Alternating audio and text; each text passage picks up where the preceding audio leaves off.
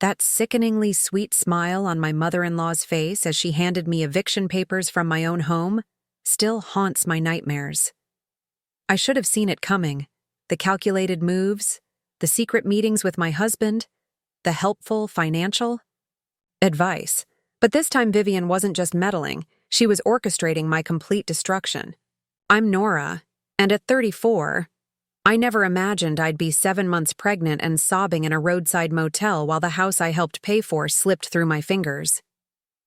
Before we jump back in, tell us where you're tuning in from, and if this story touches you, make sure you're subscribed.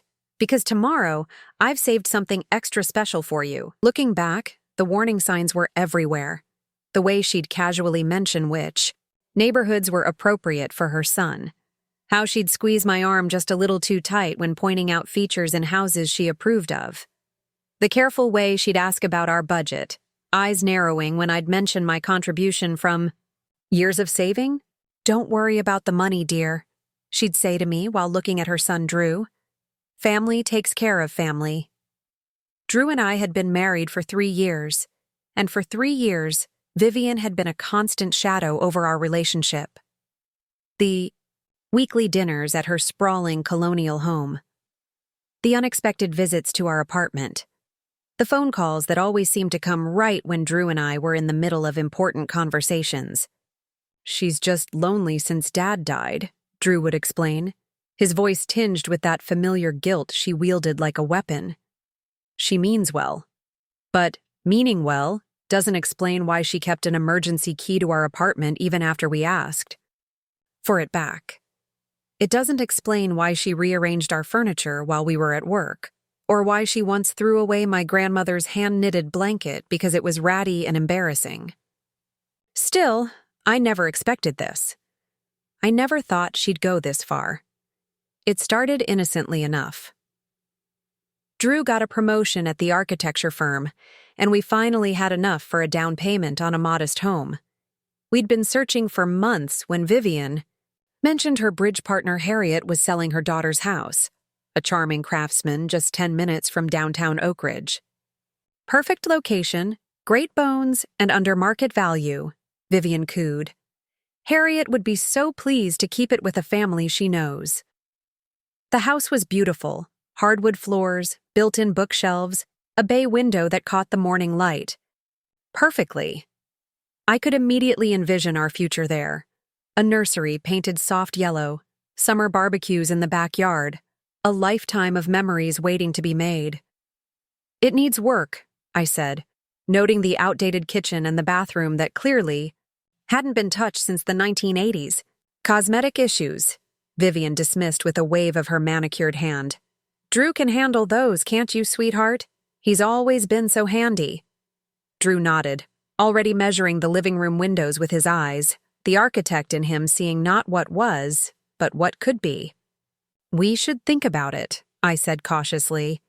"Get an inspection, talk to a realtor." "Oh, there's no time for all that," Vivian insisted. "Harriet has other interested parties. You need to decide now." That should have been my second warning, the rush, the pressure, the convenient elimination of standard home buying procedures. But Drew was already sold, sketching renovation plans on a napkin as we stood in the future kitchen. "This is it, Nora," he said, eyes bright with excitement. "Our first home." I relented. The price was good, the location ideal. Despite my misgivings about Vivian's involvement, I wanted this fresh start for us. More importantly, I wanted it before the baby came. The next few weeks were a whirlwind. Paperwork, bank appointments, and endless calls with Vivian, who insisted on being part of every step. She even recommended her personal lawyer, Bernard, to handle the closing. "He's been handling my affairs for decades," she explained. "I trust him implicitly." The day we signed the papers, Bernard laid out stacks of documents while Vivian hovered nearby, occasionally pointing out where we needed to initial. "This is standard," she assured me when I began reading through one particularly dense document. Just legal jargon. I should have read every word. I should have hired my own lawyer. I should have trusted my instincts about Vivian from the very beginning. But I didn't. I signed where Bernard indicated, too excited about finally having our own place to question the process. Drew and I took our new keys and spent that evening in our empty living room, planning our future on the hardwood floor, my back against his chest, his hands cradling my growing belly. We moved in the following weekend. Drew's colleagues helped with the heavy furniture, and my sister Penny drove 3 hours with her pickup truck loaded with housewarming gifts. Vivian arrived last, carrying nothing but a small plant and a folder of paint swatches, more appropriate than whatever you've chosen. The first month was blissful despite Vivian's near-daily visits. Drew started renovating the kitchen, installing new cabinets and countertops on weekends. I set up the nursery, painting clouds on the ceiling while talking to our unborn daughter about all the adventures we'd have in our new home. Then came the leak. A slow drip from the upstairs bathroom that stained the living room ceiling. Drew climbed into the attic and discovered extensive water damage, not recent, but deliberately concealed before the sale. "This could cost thousands," he said, running his hands through his hair in frustration. "The inspector should have caught this." "What inspector?" I asked, suddenly remembering we'd skipped that step at Vivian's insistence. Tensions rose as more problems emerged: faulty wiring behind the walls, a foundation crack in the basement, black mold in the attic insulation. Each discovery drained not only our savings, but Drew's enthusiasm for our home. "Maybe Mom was right," he muttered. One night after discovering the pipes would need replacing, "Maybe we should have bought new construction instead of this money pit." I was 6 months pregnant when the real blow came. A certified letter arrived addressed to both of us. Inside was a notice of property tax delinquency, not for a few months, but for 3 years before we purchased the home. "This can't be right," Drew said, reaching for his phone. "I'll call Bernard." But Bernard wasn't taking our calls. Neither was Harriet. The only person who answered was Vivian, who arrived at our door within the hour, concern painted on her face like expensive makeup. "Oh dears," she sighed, settling into our couch as if it were her own. "I was afraid something like this might happen." "You knew?" Drew asked, still clutching the tax notice. "Not specifically," she hedged, "but Harriet's daughter had. Financial difficulties. That's why the price was so reasonable." "Reasonable?" I echoed. "We're on the hook for $17,000 in back taxes." "Well," Vivian said, straightening her silk scarf, "I might have a solution." "A solution?" Drew perked up immediately, his architect's mind already seeking the quickest path through this labyrinth of problems. "What kind of solution?" Vivian set her designer handbag on our coffee table, the one I'd refinished myself, and extracted a folder with the precision of a surgeon. Everything about her was calculated, from the sympathetic tilt of her head to the way she positioned herself between Drew and me on the sofa. "I could help with the tax burden," she said, her voice dripping with manufactured generosity. "As a loan, of course." "We can't accept that," I said quickly. "We'll figure something out ourselves." Vivian's smile tightened at the edges. "Dear, in your condition, stress isn't good for the baby. Think about your daughter." The baby card. Classic Vivian manipulation, wrapping control in the guise of concern. "What would be the terms?" Drew asked, ignoring my warning glance. She slid the folder toward him. "Nothing too formal between family. I invest in the property, you make improvements, and we all benefit. The neighborhood is up and coming, after all." "Invest how exactly?" I pressed. "I'd cover the back taxes and necessary repairs. In exchange, I'd hold a partial stake in the property, just on paper, of course, for tax purposes." "What percentage?" My question hung in the air like the dust motes floating through the late afternoon sunlight. 49%. Vivian's eyes never left Drew's face. "Hardly even half." The room seemed to tilt beneath me. That's almost our entire investment. We've already put all our savings into the down payment and initial repairs. Vivian sighed, heavily, as if explaining simple arithmetic to a particularly slow child. Preparing and narrating this story took us a lot of time, so if you are enjoying it, subscribe to our channel. It means a lot to us. Now back to the story. Nora, the house needs at least $50,000 in repairs. That's on top of the $17,000 in back taxes. Where will that money come from? Your part-time graphic design work? The savings you've already depleted? Drew shifted uncomfortably. She's not wrong about the numbers, Nora. We could get a home equity loan, I suggested. Or I could pick up more freelance projects. While preparing for a newborn? Vivian arched a perfectly penciled eyebrow. Be realistic. We should discuss this privately, I told Drew, fighting to keep my voice steady. There's no time for lengthy deliberations, Vivian interjected. The county could place a lien on the property any day. You could lose everything you've invested. The word lien visibly rattled Drew. His father had lost a business property to exactly such a situation years ago, a story Vivian had recounted numerous times over the years. We'll think about it, I said firmly, standing despite my awkward balance. Thank you for the offer, Vivian, but we need to consider all options. Of course, she conceded with practiced grace, gathering her things. At the door, she paused to hug Drew. Sleep on it, darling, but don't wait too long. These situations have a way of spiraling quickly. After she left, the argument erupted like a long dormant volcano. We can't give your mother half our house. I paced the living room, one hand supporting my lower back. It's 49%, not half, Drew corrected, missing the point entirely. And it's just on paper. Nothing with your mother is ever just anything. She'll use this to control every decision we make about our home, our lives. Drew's face hardened in that familiar way it always did, when criticism of his mother entered our conversations. She's trying to help us. She's trying to own us, I countered. Why did she recommend a house with so many hidden problems? Why did she rush us through the purchase? Why did she insist on using her lawyer instead of one we chose? You're being paranoid, Drew dismissed, a phrase I'd heard increasingly since becoming pregnant.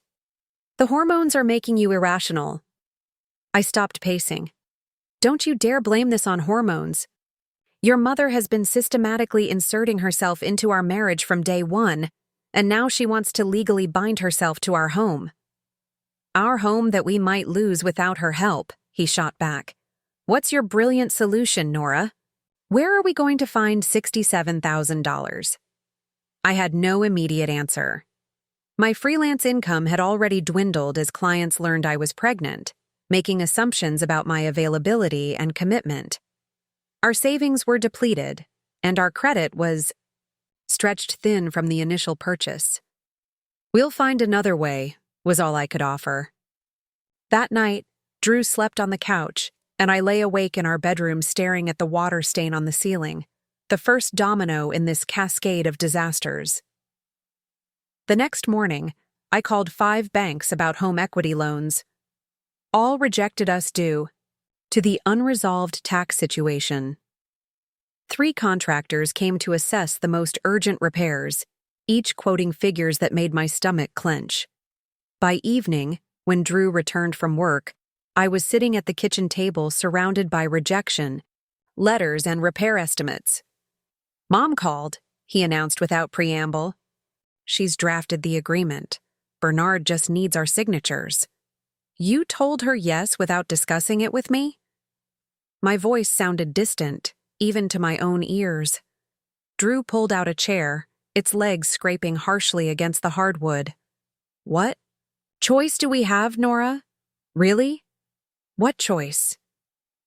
Later that week, we sat in Bernard's office, the same place where we'd signed our purchase documents months earlier. This time, I read every line of the agreement, despite Vivian's impatient sighs and Bernard's condescending explanations. As you can see, Bernard pointed to a paragraph buried on page 7. Mrs. Hayes will cover the tax liability and provide funding for necessary repairs up to $75,000. In exchange, she acquires a 49% ownership interest in the property. And this clause, I asked, indicating a section near the end, about occupancy determinations? Bernard adjusted his glasses. Standard language. Since Mrs. Hayes will be a significant stakeholder, she naturally has some say in decisions about the property. What kind of decisions? I pressed. Oh, major renovations, rental considerations, that sort of thing. He waved dismissively. Nothing that would affect your day-to-day living. Drew squeezed my hand under the table, a silent plea to stop making waves. His mother sat across from us, her expression placid but her eyes calculating. I signed the papers, not because I believed Bernard's explanation or trusted Vivian's intentions, but because our daughter kicked vigorously against my ribs at that exact moment, reminding me that some battles had to be postponed for more important ones. What I didn't know then, what I couldn't have imagined, was how quickly Vivian would exploit her newfound power. It started with helpful suggestions about the repairs. The contractors we'd selected weren't up to her standards. The materials we'd chosen were cheap and tacky. The color schemes we'd planned would hurt resale value. Since she controlled the repair funds, her suggestions weren't really suggestions at all. It's just paint, Drew would say whenever I objected. It's just fixtures. It's just flooring. Why fight over details? But it wasn't just about aesthetic details. It was about control, about slowly erasing my presence from every corner of our home. Then came the weekly investment meetings, where Vivian would review expenditures and progress. These quickly evolved into critical assessments of my housekeeping, my pregnancy diet, my birth plan. I'm just concerned, she'd tell Drew later. Nora seems so overwhelmed. By my 8th month of pregnancy, Vivian had a key to our house, for emergencies, and used it liberally. I'd come home from doctor's appointments to find my carefully organized baby clothes rearranged, my birth books replaced with parenting, guides Vivian approved of, my home office increasingly cluttered with her belongings as she temporarily stored things in what she called the extra room. Our home no longer felt like ours. It had become an extension of Vivian's domain, with Drew and me merely occupants on increasingly shaky ground. The breaking point came 3 weeks before my due date. I waddled into our kitchen, now redone, in Vivian's preferred cream and sage color scheme instead of the bright yellows and blues I'd chosen, to find my mother-in-law and a woman I'd never seen before measuring the adjacent spare room. This would make a lovely sitting area, the stranger commented, making notes on a small pad. The morning light is perfect for reading. Exactly what I thought, Vivian agreed, not even acknowledging my presence in the doorway. We'll need to remove that cluttered desk, of course. That cluttered desk is my workspace, I said, one hand instinctively protective over my belly.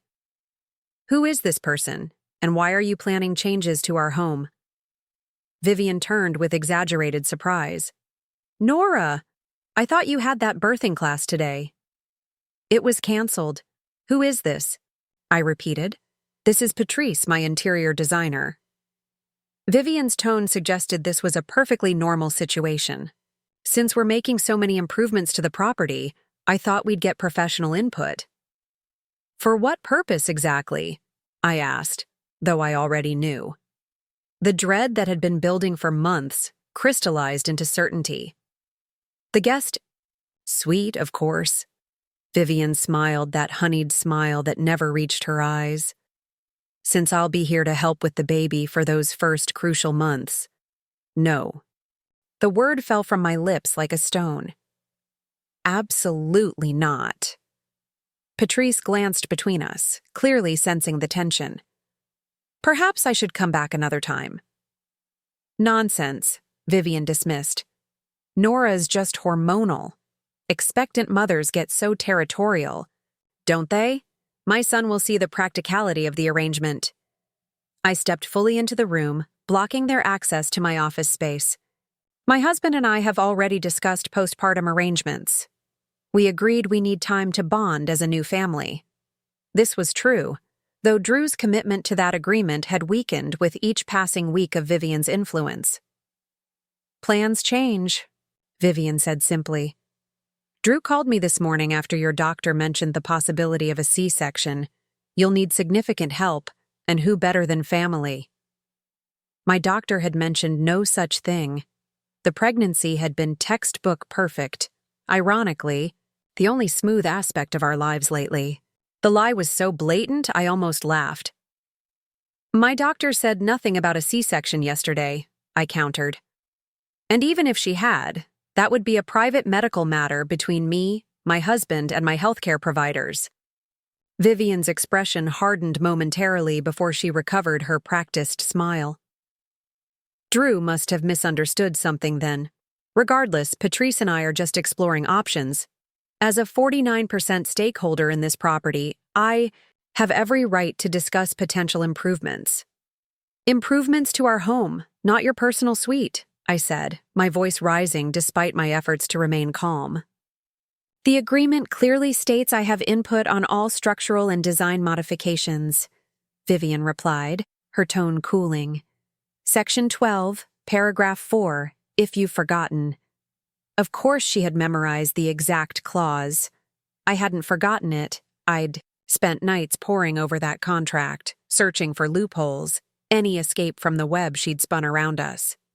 "Patrice," I addressed the designer directly. "I apologize, but this isn't a good time. We're not making any decisions about this space today." The woman nodded, clearly uncomfortable. "I'll touch base later, Vivian." She gathered her materials quickly and excused herself, leaving me alone with my mother-in-law. As soon as the front door closed, Vivian's facade dropped. "You're being unreasonable. Drew and I discussed this extensively." "Behind my back," I said flatly. Again. "Because you overreact to everything." She gestured dismissively toward my belly. "This pregnancy has turned you paranoid and controlling. Drew is worried about your mental state." The accusation landed like a physical blow. Drew and I had drifted apart over the past few months. But had he really been discussing my mental state with his mother? "Get out," I whispered, then louder. "Get out of my house, Vivian." "I believe you mean our house," she corrected, retrieving her designer handbag from the counter. "I'll speak with Drew tonight. He'll help you understand this arrangement is for the best." After she left, I sank onto the kitchen floor, my back against the cabinets she'd selected, and sobbed until I could barely breathe. When I finally managed to pull myself together, I called my sister Penny, the only person who truly understood the situation. "Move in with me," Penny offered immediately after I recounted the incident. "Today. Right now." "I can't just leave," I protested weakly. "This is my home too. And what about Drew?" "What about him?" Penny's voice hardened. "He's chosen his side repeatedly, Nora. He's allowing his mother to take over your life at the exact moment you need him most." "It's complicated," I said, the phrase I'd been using to excuse Drew's behavior for months. "The house, the money situation—" "It's not complicated," Penny interrupted. "It's crystal clear. Vivian is using this house to control both of you, and Drew is letting her. The question is, are you going to let her too?" I didn't have an answer. That evening, I confronted Drew as soon as he arrived home. "Your mother is planning to move in," I said without preamble. "She brought an interior designer to convert my office." Drew set down his briefcase with deliberate care. "She mentioned, you were upset about this." "Upset? I'm furious. How could you discuss this with her but not with me?" "Because I knew you'd react exactly like this," he sighed, loosening his tie. "Mom is trying to help, Nora. After the baby comes, we'll need support." "We need boundaries," I countered. "Your mother already controls our renovations, our finances, and increasingly, our marriage. Now she wants to live here? Temporarily, Drew clarified, as if that made it better. Just until you're back on your feet. And who decides when? That is, your mother. You? When does our life become our own again, Drew? He ran a hand through his hair, a gesture of frustration I'd seen increasingly often. You're being dramatic. It's a practical solution to a temporary problem. The problem isn't temporary, I insisted. It's Vivian's constant interference in our lives. She saved our house. Drew's voice rose for the first time. Without her, we'd be bankrupt and homeless. A little gratitude wouldn't hurt. Gratitude? I echoed in disbelief. She manipulated this entire situation from the beginning. She steered us toward a house with hidden problems, rushed us through the process without proper inspections, and then swooped in to save us by taking half. Ownership. Does none of that seem suspicious to you? Now you're being paranoid, Drew dismissed. Why would my mother deliberately create problems just to solve them? To maintain control, I said, the pieces falling into place as I spoke. To ensure you remain dependent on her, just like you've been since your father died. And now she's extending that control to me, to our baby, to every aspect of our lives. Drew's expression hardened. I'm not having this conversation again. Mom is helping, period. If you can't appreciate that, maybe you need to reevaluate your priorities. My priority is our family, you, me, and our daughter, not Vivian. She is family, Drew insisted. Not in our marriage she isn't, I countered. At least she shouldn't be. We went to bed angry, backs turned to each other in the darkness. The next morning, Drew left for work without saying goodbye. Another first in our relationship. By mid-afternoon, Vivian was back, this time with a contractor. I watched from the nursery window as they toured the backyard, gesturing toward spaces where, I assumed, more of Vivian's improvements would soon manifest. I called Penny again. I need some time to think, I told her. Can I stay with you for a few days? Pack your bags, she replied without hesitation. I'll be there in an hour. I packed methodically. Clothes, toiletries, the few mementos that were exclusively mine. Looking around our bedroom, I realized how few things truly reflected me anymore. The comforter was Vivian's choice. Higher thread count, dear. The curtains, too. Proper light control for proper sleep. Even the arrangement of furniture. Feng. Shui is essential for harmony. Penny arrived as promised, her ancient pickup truck rumbling in our driveway. Vivian, still in the backyard with the contractor, straightened immediately at the sound. Going somewhere? She asked, striding toward us as Penny helped load my suitcases. I'm staying with Penny for a few days, I said, not meeting her gaze. Does Drew know about this? Her tone implied I needed his permission. I'll call him. Later. Vivian's expression shifted to concern so artificial it nearly made me laugh. Nora, in your condition, you shouldn't be making impulsive decisions. The stress isn't good for the baby. What's not good for the baby, Penny interjected, is watching her mother be systematically erased from her own home. Vivian stiffened. This is a family matter. She is family, I said, echoing Drew's words from the night before, but with very different meaning. As we drove away, I watched Vivian in the side mirror, phone already at her ear. Calling Drew, no doubt, to spin this latest development into further evidence of my instability. Penny's apartment was small but welcoming. A graphic designer like me, she'd created a space that burst with color and personality, everything our house had gradually lost under Vivian's influence. Stay as long as you need, she said, helping me settle onto her pull-out couch. This might not be a luxury craftsman, but at least it's Vivian-free. Drew called that evening, his voice tight with controlled anger. What are you doing, Nora?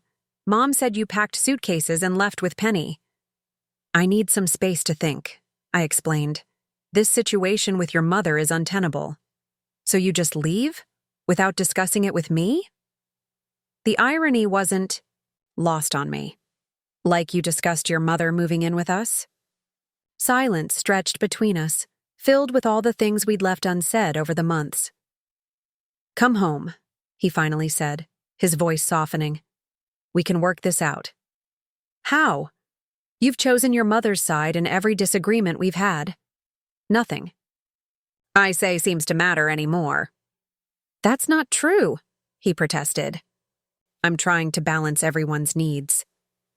Except mine don't seem to factor into the equation, I pointed out. I need our home to be ours, Drew, not your mother's newest renovation project. She's invested a lot of money. It's not about the money, I interrupted. It's about boundaries, respect, and partnership. I'm supposed to be your partner, but lately, it feels like I'm just an inconvenience in your relationship with Vivian. More silence, then, when are you coming back? I don't know, I admitted. I need to figure some things out. The nursery is ready, he offered, as if this might sway me. Mom hired someone to finish the clouds you were painting on the ceiling. The statement, intended as an enticement, only reinforced my decision to leave. Even my unfinished project for our daughter couldn't remain mine. I'll call you tomorrow, I said instead of screaming all the things I wanted to say. Days at Penny's turned into a week. Drew called daily, his tone vacillating between concern, frustration, and bargaining. Vivian sent texts that thinly veiled threats as worries. Drew is beside himself with worry. This kind of stress could affect his work performance. The doctor says the baby could come early with stress. You're putting both of you at risk. Bernard mentioned that abandonment could affect certain legal standings regarding the property. That last one caught my attention. I forwarded it to my friend Renee, who happened to be a real estate attorney. Her response was immediate. Call me now. Over coffee at her office the next day, Renee reviewed a copy of our agreement with Vivian that I'd brought along. This is... She trailed off, flipping through the pages with increasing concern. Nora, this is predatory. No, it's not great, but... No, you don't understand, Renee interrupted. This clause here about occupancy determinations? It essentially gives Vivian the right to determine who lives in the house. What? That's not what Bernard said it meant. Bernard works for Vivian, not you, Renee reminded me gently. This agreement is structured to gradually shift control of the property to her, not just ownership percentages. My hands trembled as I accepted the document back. So legally, could she evict you? Potentially, yes. Especially with this clause about harmonious household maintenance. It's deliberately vague, which gives her leverage. I felt sick. What about Drew? The agreement lists both of you as owners of the remaining 51%, but there's language here about primary decision-makers that seems to privilege Drew's position in case of disagreement between co-owners. She's planned for everything, I whispered, the full weight of Vivian's manipulation finally clear. Almost everything, Renee corrected. Have you checked the original deed? The one from when you purchased the house? I shook my head. Everything went through Bernard. Get a copy, Renee advised. There might be something there that could help. When I returned to Penny's apartment, there was a voicemail from Drew. Mom's lawyer sent some papers for you to sign. His voice sounded strained. Something about formalizing the living arrangements. Call me back. Instead, I called the county records office. The original deed would be public record, and I needed to see exactly what Bernard had filed months ago when we thought we were simply buying our first home.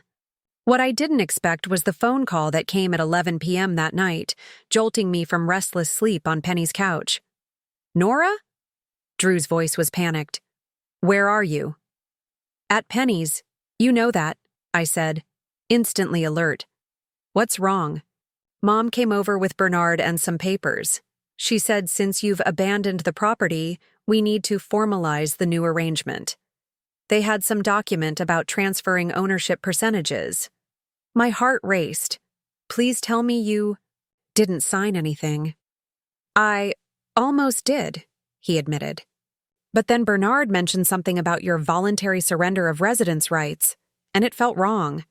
I told them I needed to read everything first, and Mom got angry. Really angry. I've never seen her like that. What happened? I pressed, fully awake now. She said I was being ridiculous, that this was a simple formality given your unstable condition. I could hear the confusion in his voice. She talked about me like I wasn't even there, telling Bernard to explain it in simpler terms, so I'd understand what was best for me. That's how she talks to me all the time, I said quietly. I know. His voice broke. I see it now. I'm so sorry, Nora. I didn't want to believe. She's my mother. Drew. I asked them to leave, he continued. Bernard tried to insist, but I told them I'd call my own lawyer in the morning. Mom said. He hesitated. Mom said I was throwing away everything she'd done for me, just like your bad influence would ruin my life. The silence between us felt different this time, not hostile, but shared, as if we were finally seeing the same truth. Can we talk? He asked finally. In person? There's something I need to show you about the house. Something I found while looking for the original paperwork. What kind of something? I'm not sure, he admitted. But I think it's important. And Nora? I think you were right. About everything. Penny insisted on driving me to meet Drew the next morning. I don't trust this sudden change of heart, she said, keys already in hand. What if Vivian put him up to this to lure you back? The thought had crossed my mind too. After months of Drew siding with his mother, his midnight epiphany seemed almost too convenient. But the pain in his voice had sounded genuine, and something about the way he'd described Vivian's reaction resonated with my own experiences. I need to at least hear what he found, I said, easing my 8 months pregnant body into Penny's pickup, but I promise I won't stay if anything feels off. We met at a coffee shop halfway between our house and Penny's apartment, neutral territory. Drew was already there when we arrived, occupying a corner table with 3 cups waiting. Decaf. For you, he said, sliding a mug toward me as I lowered myself into a chair. And black coffee for Penny, I remembered. My sister nodded curtly, making no move to sit. I'll be at that table by the window, she told me. Within eyesight, within earshot. Give me a signal if you need me. Drew watched her go with a sad smile. She's a good sister. The best, I agreed. She's been my rock through all this. An awkward silence descended, filled with everything we'd left unsaid over the past months. Drew looked terrible, unshaven, dark circles under his eyes, his usually meticulous clothes wrinkled. For the first time in a long while, I saw my husband without Vivian's shadow over him. You said you found something, I prompted finally. He nodded, reaching into a manila folder he'd brought. Before I show you this, I need to say something. His voice wavered. I've been blind, Nora. Worse than blind. I've been complicit. Everything you said about Mom's controlling behavior, her manipulation, her interference, you were right, and I refused to see it. What changed? I asked, my hand instinctively moving to my belly as our daughter kicked vigorously. Last night, he said, watching her talk to Bernard about me like I was a child incapable of making decisions. It was like seeing her clearly for the first time. And then I realized, this is how she's been treating you all along, and I let it happen. I enabled it. Tears welled in his eyes. I kept telling myself she was helping us, saving our home, looking out for our future. But it was never about helping. It was about control, and I gave it to her. Part of me wanted to comfort him, but a stronger part remained cautious. This revelation comes very late, Drew. After months of choosing her side, of dismissing my concerns as hormonal overreactions. I know, he acknowledged, wiping his eyes roughly. I don't expect you to forgive me right away. Maybe not ever. But I need to show you what I found when I was looking through our closing paperwork last night. He slid a document across the table, a copy of our original deed from the day we purchased the house. Look at the ownership section. I scanned. The legal language, not immediately seeing what had prompted his urgent call. It lists both our names as joint tenants. That's what we expected. Keep reading, he urged. The inheritance clause. My eyes fell on a paragraph near the bottom of the page, one I'd glossed over during the chaotic closing day months earlier. In the event of sale or transfer of partial ownership, the remaining original joint tenants shall maintain right of first refusal for any subsequent transfers. Should transfer occur without satisfying this condition, all partial ownership interests revert to the original joint tenants as recorded in this deed. I looked up, confusion, giving way to realization. It means, Drew said, leaning forward, that legally, Mom should have offered us the chance to buy back the shares before transferring any ownership to herself. The 49% she owns isn't valid because that right of first refusal was never honored. My mind raced through the implications. But we couldn't have afforded to buy anything back. That was the whole point of her solution. We needed her money. True, Drew conceded. But the clause doesn't say we had to exercise the right, only that it had to be offered. Bernard never mentioned this, and I'm certain it wasn't in any of the documents we signed with Mom. Because Bernard works for Vivian, I echoed Renee's words.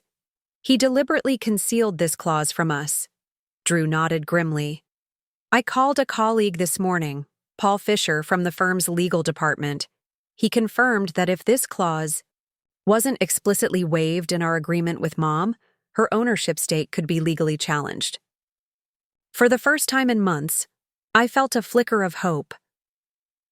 So, what does this mean for us, practically speaking?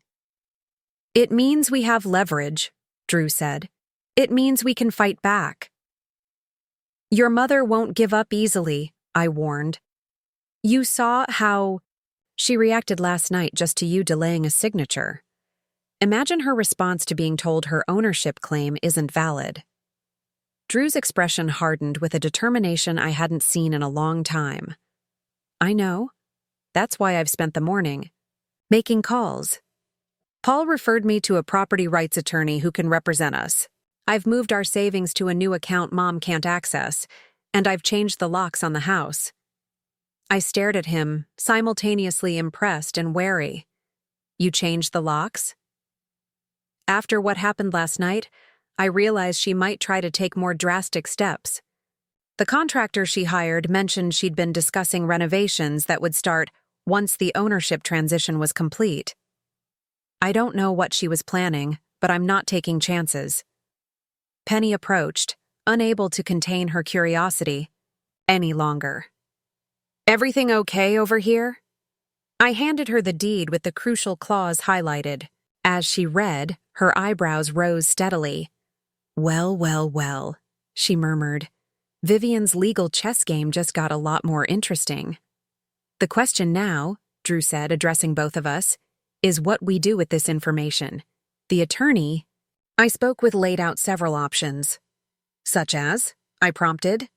We could file for an injunction immediately, challenging her ownership based on this clause. It would likely lead to a court battle, but Paul thinks we'd have a strong case.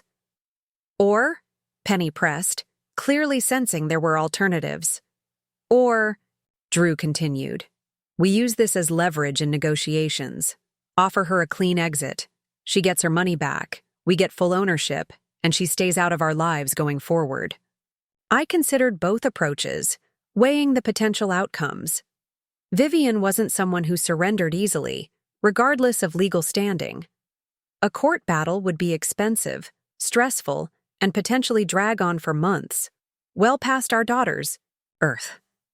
There's a third option, I said slowly, an idea forming as I spoke.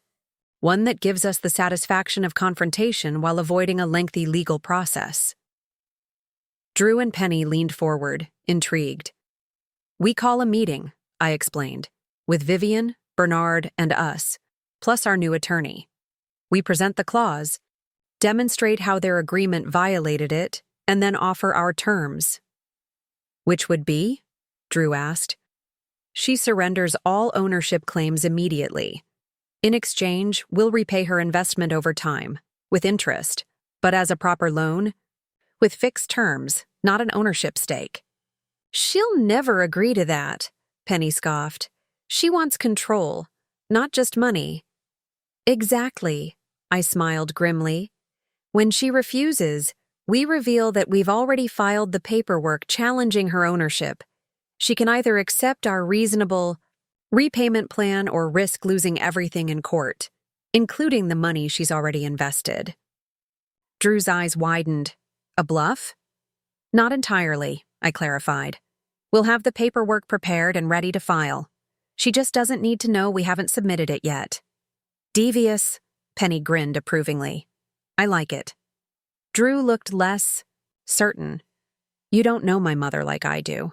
She'll see this as a declaration of war. It is a declaration of war, I said firmly. One she started the moment she decided to use our home as a weapon against us. The difference is, we now have ammunition of our own. As our daughter kicked against my ribs, I placed both hands on my swollen belly, my resolve strengthening. This isn't just about us anymore, Drew. It's about creating a safe, stable home for our child, one free from Vivian's manipulations. Drew covered my hands with his, the first physical contact between us in weeks. You're right. We need to end this cycle now before our daughter is born. So we're decided? I asked, looking between my husband and my sister. We confront Vivian with what we know? Penny nodded firmly. I'm behind you 100%. Drew took a deep breath, then squeezed my hands. Let's reclaim our home. As we left the coffee shop, a text message from Vivian lit up Drew's phone. Bernard has finalized the residence agreement. We'll need Nora's signature by tomorrow to proceed with the planned improvements. I've scheduled contractors for next week. Drew showed me the message, his jaw tight with anger I'd never seen directed at his mother before. Perfect timing, he said. Let's schedule our meeting for tomorrow. At the house, I added. Our house. Back at Penny's apartment, we spent the afternoon preparing. Drew called the attorney, explaining our strategy and requesting his presence at tomorrow's meeting. I created a detailed timeline of Vivian's involvement in our home purchase, highlighting each suspicious coincidence and manipulation. What if she brings reinforcements? Penny asked as evening fell. More lawyers or witnesses to paint you as the unstable pregnant woman abandoning her home. Then we adapt, I said with more confidence than I felt. The facts and the law are on our side. Besides, Vivian relies on privacy for her manipulations. She won't want an audience for this. Confrontation. Drew nodded in agreement. She cultivates this image of the perfect, supportive mother-in-law. The last thing she'll want is witnesses to the ugliness beneath that facade. That night, for the first time in weeks, Drew stayed at Penny's apartment, sleeping on a camping mattress beside the pull-out couch where I lay. As we switched off the lights, he whispered into the darkness. I'm sorry, Nora. For everything. For not seeing what was happening. For not protecting you and our daughter. For choosing wrong, again and again. I didn't immediately respond, the hurt of the past months still raw. I understand if you can't forgive me yet, he continued softly. But I need you to know. I'm choosing us now. You, me, and our daughter. And I'll keep choosing us, every day, no matter what happens tomorrow. I reached out in the darkness, finding his hand. One step at a time, I said finally. Tomorrow, we face Vivian. After that, we'll see. Sleep came fitfully, my mind racing with potential scenarios for the confrontation ahead. Would Vivian crumble when confronted with the truth, or would she fight even harder? Would Drew's newfound resolve hold in the face of his mother's inevitable emotional manipulations? Morning brought a flurry of activity. The attorney, Wilson Delgado, arrived at Penny's apartment for a final briefing before the meeting. Precise and confident, he reviewed our strategy and the relevant documents. "This inheritance clause is quite clear," he confirmed, examining the deed. "Your mother-in-law's claim to ownership is legally vulnerable. I've prepared both the negotiation terms and the court filing, should we need it." At 10 a.m., we pulled into the driveway of our craftsman home. Vivian's luxury sedan was already parked out front, along with Bernard's town car. "Ready?" Drew asked, helping me out of Penny's truck. I placed a hand on my belly, feeling our daughter's reassuring movements. "Ready." As we approached the front door, our front door, I felt a surge of determination unlike anything I'd experienced before. This wasn't just about reclaiming physical space. It was about establishing boundaries that would protect our family for years to come. It was about teaching our daughter, even before her birth, that some things are worth fighting for. Drew unlocked the door with the new key, and we stepped over the threshold together, united in purpose for the first time in months. Ahead lay uncertainty, confrontation, and quite possibly the fight of our lives. But we were ready. Because some battles aren't just about winning, they're about deciding what kind of life you want to create, what kind of parent you want to be, what legacy you want to leave. And as we entered the living room where Vivian waited, perfectly poised in an armchair like a queen on her throne, I knew with absolute certainty this was the moment that would define our future. "Nora, darling." Vivian's voice dripped with artificial sweetness as we entered the living room. "How wonderful of you to finally join us. We've been so concerned." She sat in what had once been my favorite reading chair, now reupholstered in a fabric of her choosing. Bernard occupied the adjacent sofa, papers spread across our coffee table.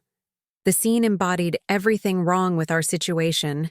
They had made themselves at home in our absence, rearranging our lives without our consent. "I'm sure you were," I replied, maintaining a calm I didn't entirely feel. Drew's hand rested supportively at the small of my back as Wilson Delgado stepped forward, extending his business card to both Vivian and Bernard. "Wilson Delgado, property rights attorney," he introduced himself smoothly. "I'll be representing Mr. and Mrs. Hayes in this matter." Bernard's eyebrows rose slightly, the first crack in his professional veneer. "I wasn't aware legal representation was necessary for a simple family agreement." "That characterization is precisely what we're here to discuss," Wilson replied, setting his briefcase on the edge of the coffee table. "Though I wouldn't describe a legally flawed property transfer as simple." Vivian's perfect smile faltered momentarily. "Drew, what is the meaning of this? We discussed everything last night." "No, Mom," Drew said firmly. "You discussed. I listened. And then I did some research of my own." I lowered myself carefully onto the remaining armchair, positioning myself directly across from Vivian. "We've reviewed the original property deed," I explained, "and discovered something interesting that Bernard apparently overlooked during the transfer of ownership." Bernard's expression tightened. All paperwork was properly filed according to state regulations. "The paperwork?" "Perhaps," Wilson interjected, "but not the conditions stipulated in the original deed." He withdrew a copy of the document, highlighting the inheritance clause with a yellow marker before sliding it across the coffee table. This right of first refusal was never honored. Vivian barely glanced at the document. "I'm sure whatever minor technical oversight you've discovered can be easily remedied." "Bernard?" Bernard reached for the deed, his practiced nonchalance betrayed by a slight tremor in his hand. As he read the highlighted clause, his expression darkened. "This is," he began, then cleared his throat. This particular clause isn't relevant to our situation. The transfer wasn't a sale, but an investment partnership. An investment partnership that transferred 49% ownership, Wilson corrected, which absolutely triggers the right of first refusal condition. The language is unambiguous. Drew leaned forward. You deliberately concealed this clause from us, Bernard. The question is whether you did so at my mother's instruction or of your own initiative. I resent the implication, Bernard bristled. My professional ethics are clearly flexible, I interrupted. Just like the standard language you claimed was in our agreement about occupancy determinations. Vivian's composure cracked. Further, her perfectly manicured nails digging into the armrests. Drew, I don't appreciate this ambush. If there were concerns about the agreement, the appropriate approach would have been a private conversation. Like the private conversation you had with Bernard about transferring my ownership while I was staying at Penny's, I challenged, or the private renovations you planned without our consent. Everything I've done has been for this family's benefit, Vivian insisted, her voice rising slightly. I saved this house when you couldn't afford it. I've improved it when you lacked the vision. I've sacrificed and invested and planned, and this is the thanks I receive? Drew shook his head slowly. No, Mom. Everything you've done has been about control. About inserting yourself into our marriage, our home, our decisions. About making me, dependent on you. That's absurd, Vivian scoffed, though her eyes darted nervously to Bernard. Tell them, Bernard. Explain the legal standing of our agreement. Bernard shifted uncomfortably. While there may be a technical oversight regarding the right of first refusal, the agreement itself was properly executed by all parties. It would be challenging to invalidate at this stage. Actually, Wilson countered, producing another document from his briefcase, I've prepared a court filing that argues precisely the opposite. The failure to honor the right of first refusal invalidates the entire transfer of ownership. Vivian's face paled as Wilson continued. Furthermore, given the circumstances surrounding the original purchase, the rushed process without proper inspections, the hidden tax delinquency, the relationship between Mrs. Hayes Sr. and the seller, there's a compelling case for fraudulent misrepresentation. That's preposterous, Bernard sputtered. You have no evidence of any misrepresentation. I exchanged glances with Drew before addressing Vivian directly. We spoke with Harriet's daughter yesterday evening. Interesting conversation. She mentioned she'd never actually met you, despite your claims of being bridge partners with her mother. This was a calculated bluff. We'd attempted to contact Harriet's daughter without success, but Vivian's reaction confirmed our suspicions. Her composure shattered completely, color draining from her face. You've never been to a bridge club in your life, have you, Mom? Drew asked quietly. These accusations are outrageous, Bernard interjected, gathering his papers hastily. If you intend to pursue this matter in court, all communication should go through proper legal channels. We'd prefer to avoid court entirely, Wilson said smoothly, sliding a final document across the table. We've prepared an alternative arrangement. That's quite generous under the circumstances. The document outlined our terms. Vivian would relinquish all ownership claims immediately, and in exchange we would repay her investment in full, with 3% interest through monthly payments over 10 years. This is insulting, Vivian hissed, pushing the document away without reading it. After everything I've done, you expect me to simply walk away? To surrender my rightful ownership? Your ownership isn't rightful, Drew stated firmly. It was obtained through manipulation and legal oversight. These terms represent our good faith effort to resolve this fairly. And if I refuse? Vivian challenged. Wilson tapped the court filing. Then this gets submitted today. The property claim goes into dispute, which freezes any further renovations or changes. Given the evidence we've compiled, litigation could extend for years during, which time your investment remains tied up with no return. Bernard leaned toward Vivian, whispering urgently. She brushed him off, her eyes locked on Drew. "You would do this to your own mother?" she asked, her voice trembling with carefully calibrated emotion. "After everything I sacrificed for you? After raising you alone when your father died?" I watched Drew's face, sensing the familiar pull of guilt Vivian had weaponized for years, but something had changed in him. A new resolve hardened his features. "This isn't about the past, Mom. It's about the future. My future with Nora and our daughter. A future where we make our own choices, in our own home, without your interference." Vivian's gaze shifted to me, cold and calculating. "This is your doing. You've turned my son against me." "No," I replied calmly.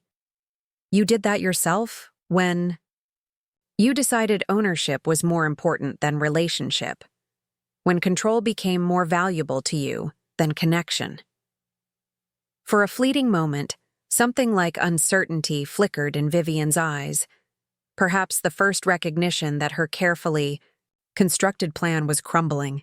Then her expression hardened into resolution. "Bernard!" she snapped, rising from the chair. "We're leaving! Prepare a response to these ridiculous claims." As they gathered their things, Wilson cleared his throat. "You have 48 hours to accept these terms before we file with the court. I suggest you review them carefully with your attorney, preferably one without a personal stake in the outcome." Bernard bristled but said nothing as he escorted Vivian toward the door. At the threshold, she turned back, her gaze boring into Drew. "You'll regret this decision," she said, voice low and dangerous. "When everything falls apart, don't come crying to me." The door closed behind them with surprising softness. Not the dramatic slam I'd expected, but a quiet click that somehow felt more ominous. In the silence that followed, Drew slumped onto the sofa, exhaustion etched across his face. That went about as well as could be expected. Wilson began gathering his materials. "She'll fight, but our position is strong. I wouldn't be surprised if Bernard advises her to accept the terms once he reviews everything more carefully." "You don't know my mother," Drew said grimly. "She never surrenders. She just changes tactics." I moved to sit beside him, resting, my head against his shoulder. "Then we'll be ready." "She won't wait 48 hours, I said, rubbing my lower back as Wilson departed with promises to remain on standby. "Vivian's already planning her countermove." Drew nodded grimly, locking the door behind our attorney. "I know. The question is, what form will it take?" We didn't have to wait long for our answer. Less than 3 hours after the confrontation, Drew's phone began buzzing incessantly. Missed calls from his architectural firm's partners, urgent text messages from colleagues, and finally, a formal email from the managing partner requesting an immediate meeting. "What's happening?" I asked as Drew stared at his phone in disbelief. "Mom happened," he said, showing me the email. "She's friends with Harold Winters, the founding partner.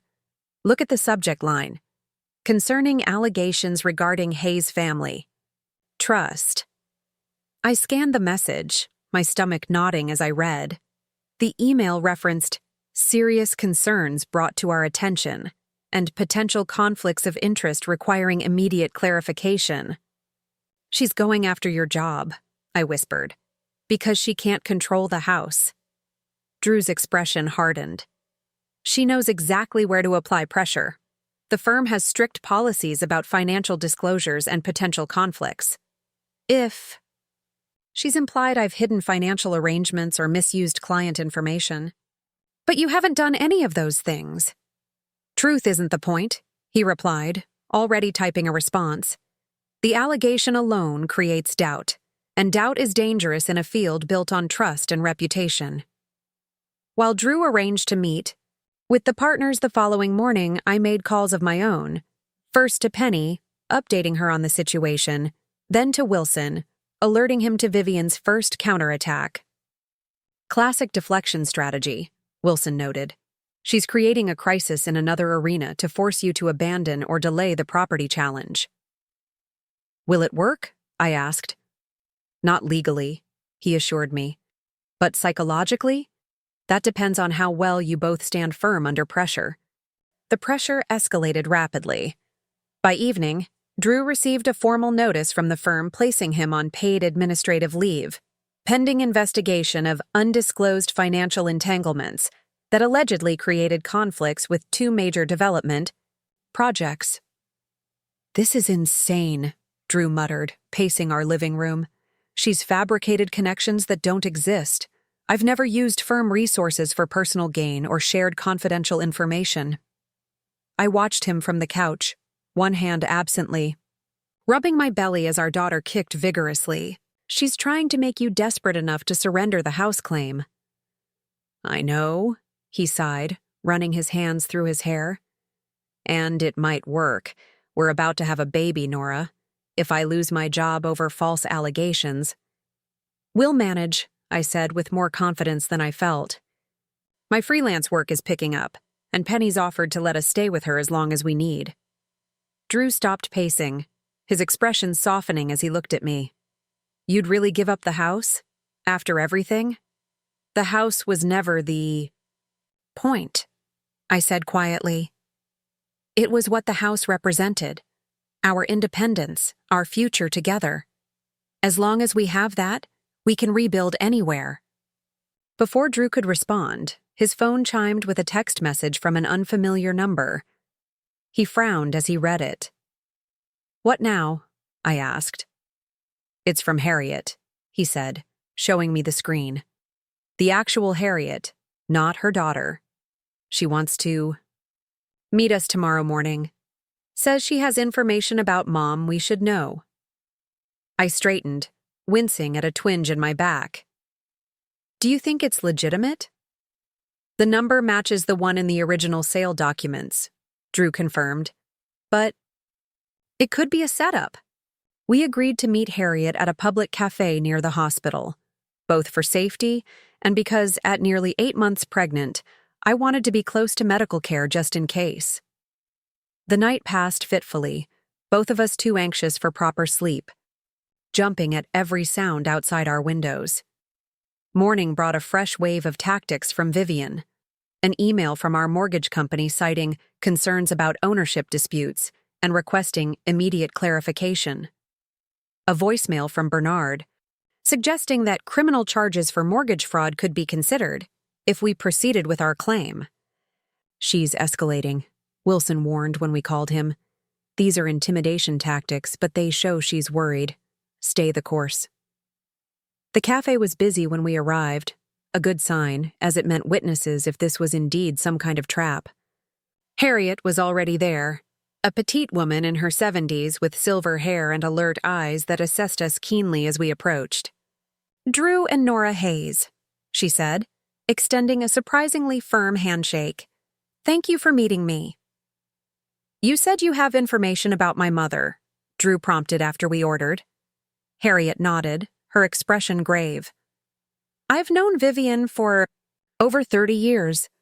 We served on the hospital board together back when your father was still alive. You're not bridge partners? I asked, though we'd already suspected as much. I haven't played bridge since my arthritis worsened 15 years ago, she confirmed. But that's the least of the fabrications. She withdrew a folder from her handbag, sliding it across the table. My daughter never owned your house. I did, and I never intended to sell it. Drew and I exchanged confused glances. I don't understand, he said. We have the sale documents. We've been making mortgage payments. To whom? Harriet asked. Check your statements carefully. The receiving entity is Hayes Family Holdings, not a traditional mortgage company. My hands trembled as I pulled up our online banking app, navigating to the mortgage payments. She was right. The recipient wasn't the bank we thought we'd secured our loan through, but an LLC we'd never heard of. Hayes Family Holdings, Drew read aloud, his voice hollow. Mom created a shell company to handle the transaction. Vivian approached me last year, Harriet explained. She knew I was considering downsizing eventually and made what seemed like a generous offer to purchase my home when I was ready. She mentioned her son and his wife were expecting and needed a larger place.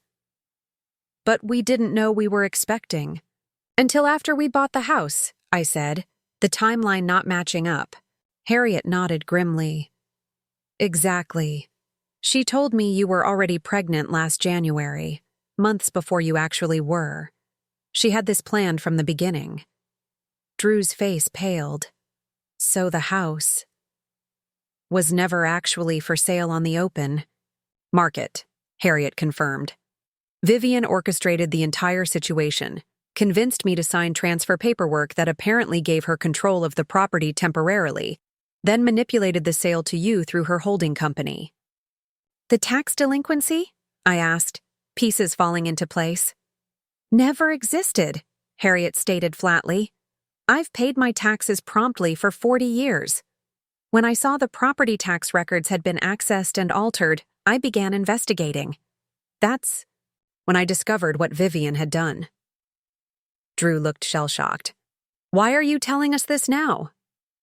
Because yesterday Vivian called demanding I back up her story about bridge clubs and my daughter's financial problems, Harriet replied, her expression hardening. She wanted me to lie to protect her scheme. I may have been foolish enough to trust her initially, but I won't be party to defrauding a young couple about to have a child. She pushed the folder closer. These are copies of my original property records, tax receipts, and correspondence with Vivian. I've already spoken with my attorney about filing charges for document falsification and identity fraud, but I wanted to warn you first. As we thanked her, my phone chimed with a text from Wilson. Vivian's attorney just called. She's willing to discuss terms. Meeting set for 2 p.m. today. I showed Drew the message, understanding dawning on both our faces. Vivian's sudden willingness to negotiate wasn't because of our legal leverage. It was because Harriet had discovered her scheme, threatening something far worse than losing control of our house. She's running scared, Drew said quietly. Harriet reached across the table, her weathered hand covering mine. Be careful. Desperate people make dangerous choices. We arrived at Wilson's office 20 minutes early for the meeting with Vivian, bringing Harriet's documentation and a renewed sense of purpose. The revelations had transformed our understanding of the situation completely. This wasn't just about a controlling mother-in-law overstepping boundaries, but a calculated long-term scheme that bordered on criminal. This changes our negotiating position significantly, Wilson observed as he reviewed Harriet's documents. What Vivian has done goes beyond civil disputes over property rights.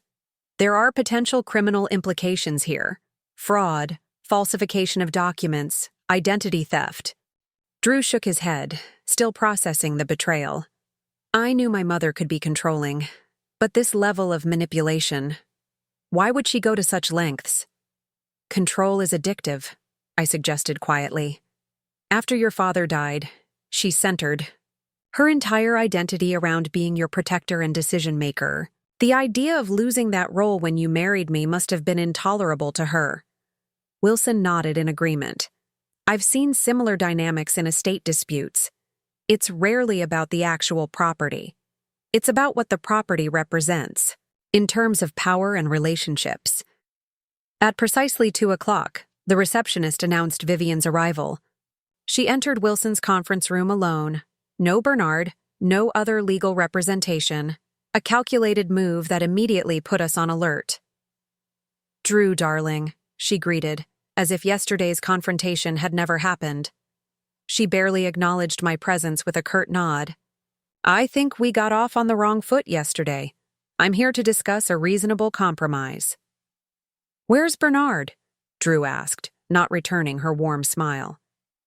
He had another commitment, Vivian replied smoothly, settling into a chair across from us. After reviewing the situation, I decided a more personal approach would be appropriate. We are family, after all. Wilson cleared his throat. Mrs. Hayes, I should inform you that proceeding without legal counsel present is inadvisable, given the circumstances. I'm quite capable of handling my own affairs, Vivian dismissed, focusing on Drew. Sweetheart, this unpleasantness has gone too far. Your position at the firm is at risk. Stress isn't good for Nora or the baby. I'm willing to modify our arrangement to give you both peace of mind. Her tone was reasonable, concerned. The loving mother worried about her son's well-being. If I hadn't seen the mask slip so many times before, I might have been convinced. What exactly are you proposing? Drew asked, his voice carefully neutral. Vivian smiled, reaching into her designer handbag to extract a document. I've drafted a new agreement. I'll reduce my ownership stake to 25%, purely as a silent partner. No input on renovations, no decisions about the living arrangements. You'll have complete autonomy in your daily lives. She slid the document toward Drew. In exchange, you'll withdraw any challenges to the original agreement and clarify the misunderstanding with your firm. A simple miscommunication, easily resolved. And if we refuse? I asked, speaking for the first time. Vivian's smile didn't waver, but her eyes hardened. Then, unfortunately, matters will have to proceed through more formal channels. The firm's ethics committee is very thorough in their investigations. Such processes can drag on for months, even years. She glanced pointedly at my pregnant belly. Quite difficult to support a family under such circumstances. Wilson reached for the document, but Drew placed his hand over it first. Before we discuss this further, there's something you should know. He slid Harriet's folder across the table. We met with Harriet Lawrence this morning. The change in Vivian was instantaneous and dramatic. The color drained from her face, her poised demeanor crumbling as she stared at the folder without touching it. Harriet has provided us with some very interesting documentation, I continued, watching her reactions carefully. About the property, taxes that were never actually delinquent. About the Hayes Family Holdings LLC that's been receiving our mortgage payments.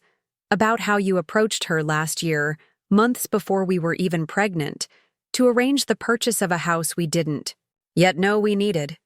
There's been some misunderstanding, Vivian attempted, but her voice lacked conviction. No misunderstanding, Drew said firmly. You orchestrated this entire situation from the beginning. You manipulated us into buying a house we couldn't afford.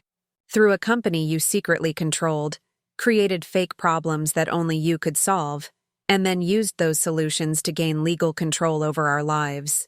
Everything I did was for your benefit, Vivian insisted, a note of desperation entering her voice. You needed guidance. Both of you were making such poor financial decisions. I was protecting your future. By committing fraud? Wilson interjected. By falsifying tax records?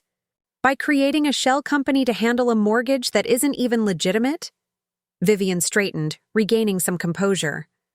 Those are serious allegations that would be very difficult to prove in court. Harriet has already filed a police report, I said, bluffing slightly.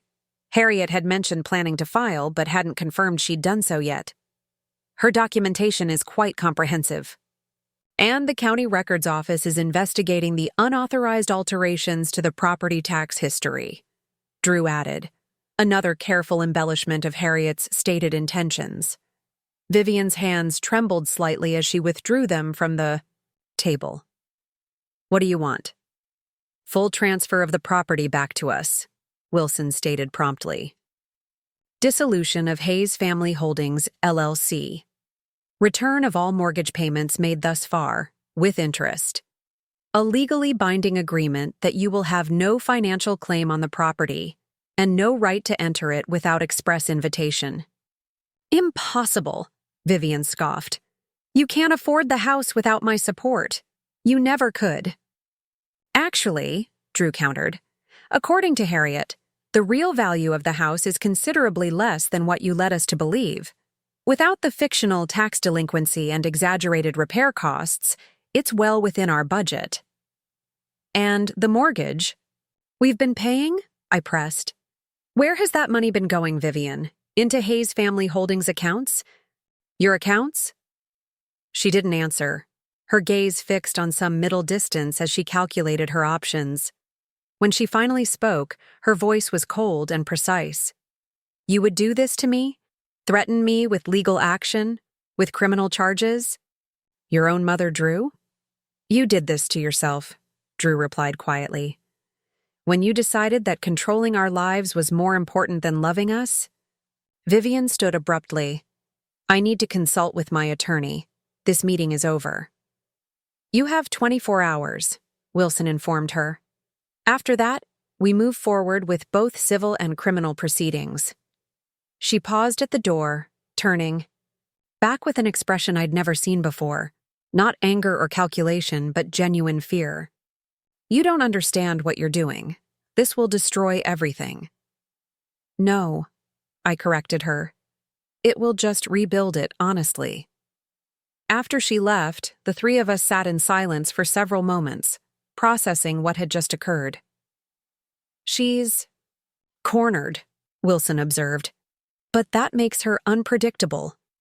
Be prepared for one last desperate move. Drew nodded grimly.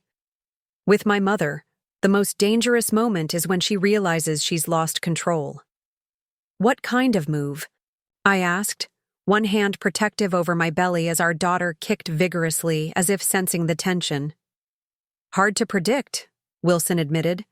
But, given what we know about her methods, I'd expect something designed to create an immediate crisis that forces you to accept her terms to resolve it.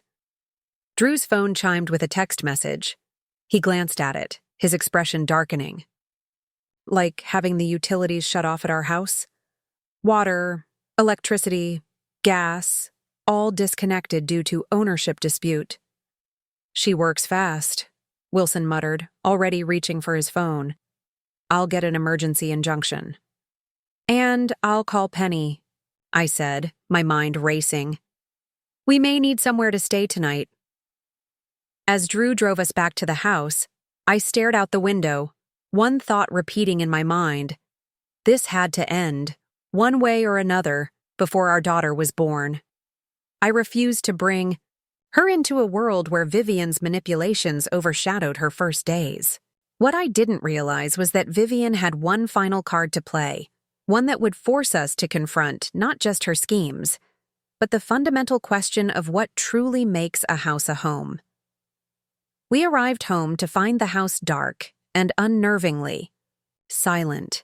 No humming refrigerator, no clicking thermostat, just the hollow emptiness of a space stripped of its life-giving systems. Outside, a bright orange notice had been taped to our front door. Utilities suspended due to property dispute. Contact Hayes Family Holdings for resolution. She didn't waste any time, Drew muttered, tearing down the notice as we entered. The house felt immediately hostile without its basic functions. No lights, no heat despite the autumn chill, no running water. I checked my phone, only 2 bars of battery remaining, and called Penny to arrange our temporary relocation. Pack what you need for a few days, she instructed. And Nora? Bring your important papers. I don't trust Vivian not to try something even more drastic. Drew was already grabbing flashlights from the emergency kit, his expression grim in the fading afternoon light. Wilson says the emergency injunction to restore utilities won't be issued until morning at the earliest. We moved through the house with practiced efficiency, gathering clothes, medications, my pregnancy documents, and the few sentimental items we couldn't bear to leave behind. As I carefully packed my grandmother's handmade baby blanket, one of the few things that had survived Vivian's numerous cleanings, a sharp pain lanced across my lower back. Nora? Drew noticed my wince immediately. What's wrong? Just Braxton Hicks, I assured him, referring to the practice contractions I'd been experiencing occasionally. The stress isn't helping, but I'm fine. He looked unconvinced, but continued, packing.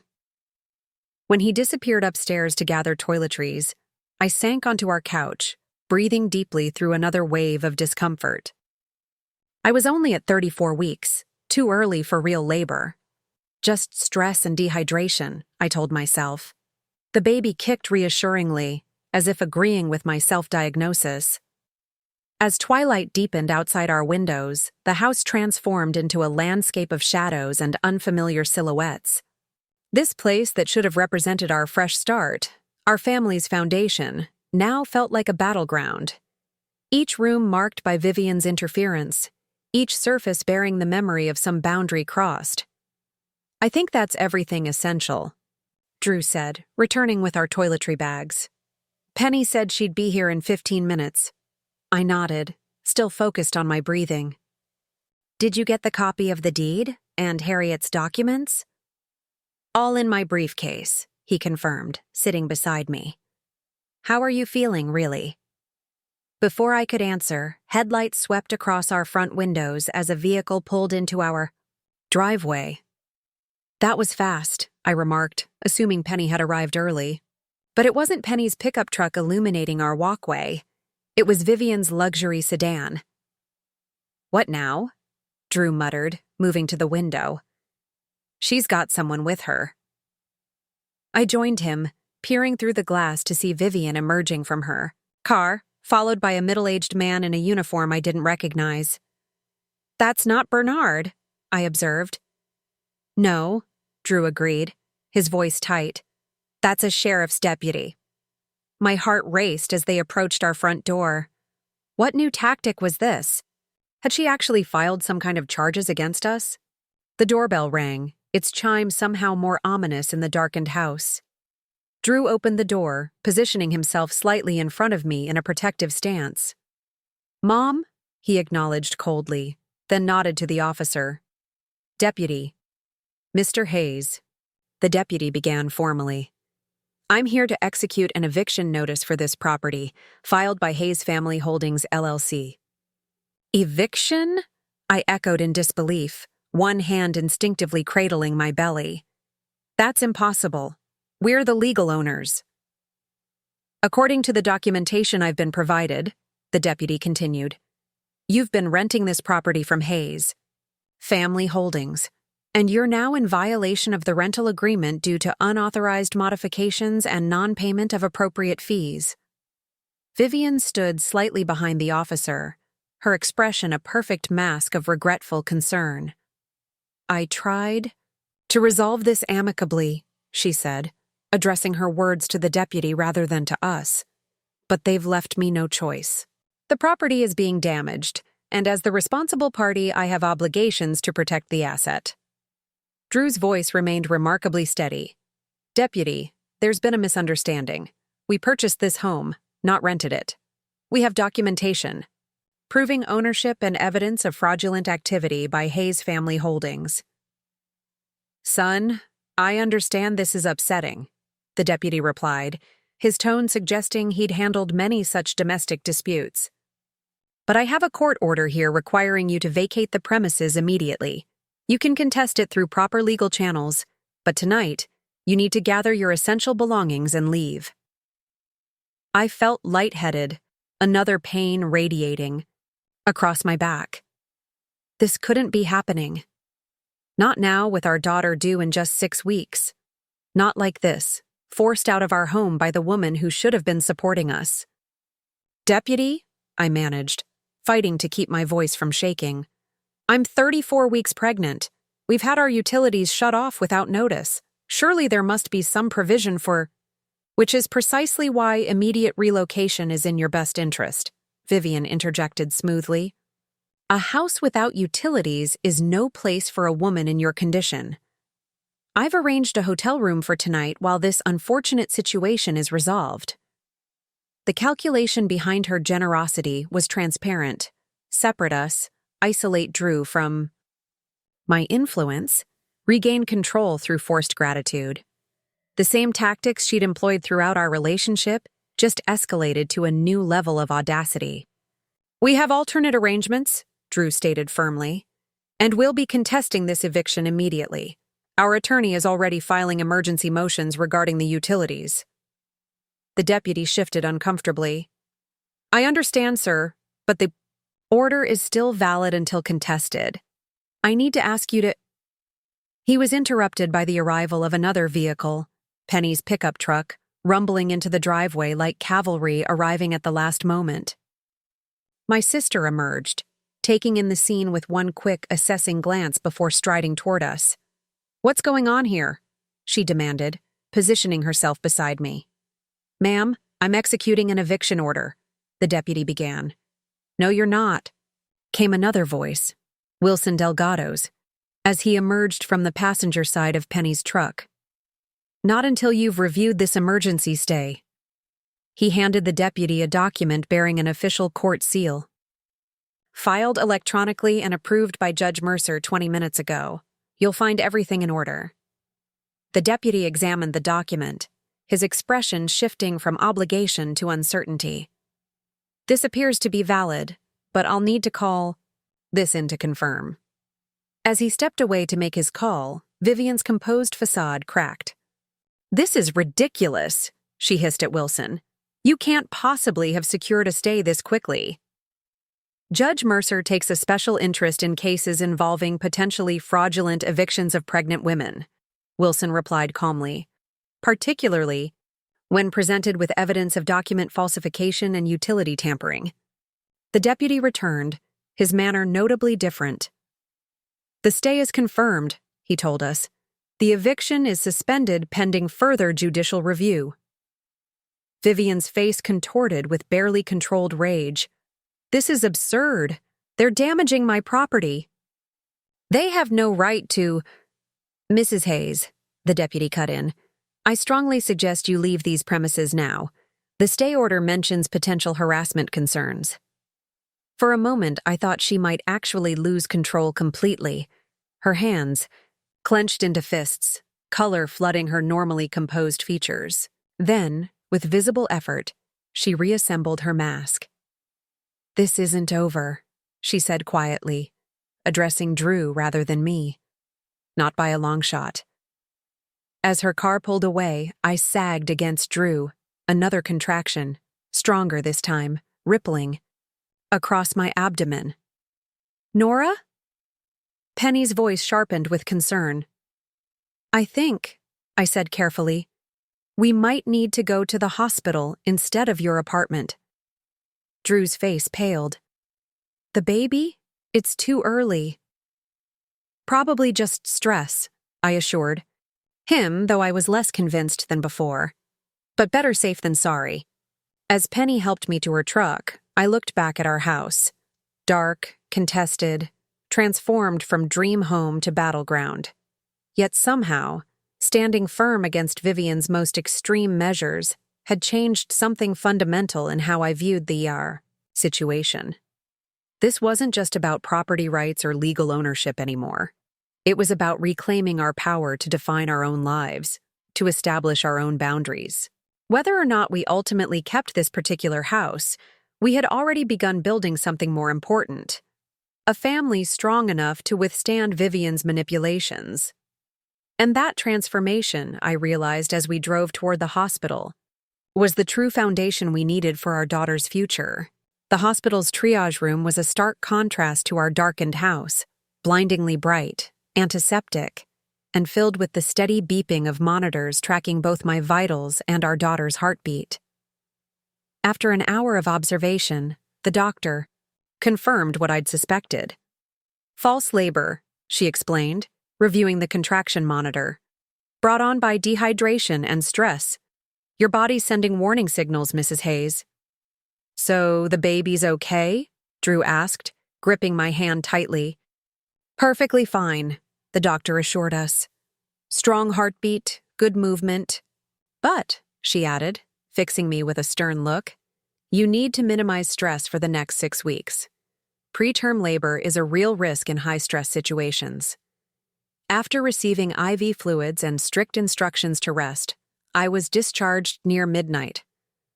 The utilities at our house remained disconnected, so we headed to Penny's apartment, all of us exhausted from the day's events.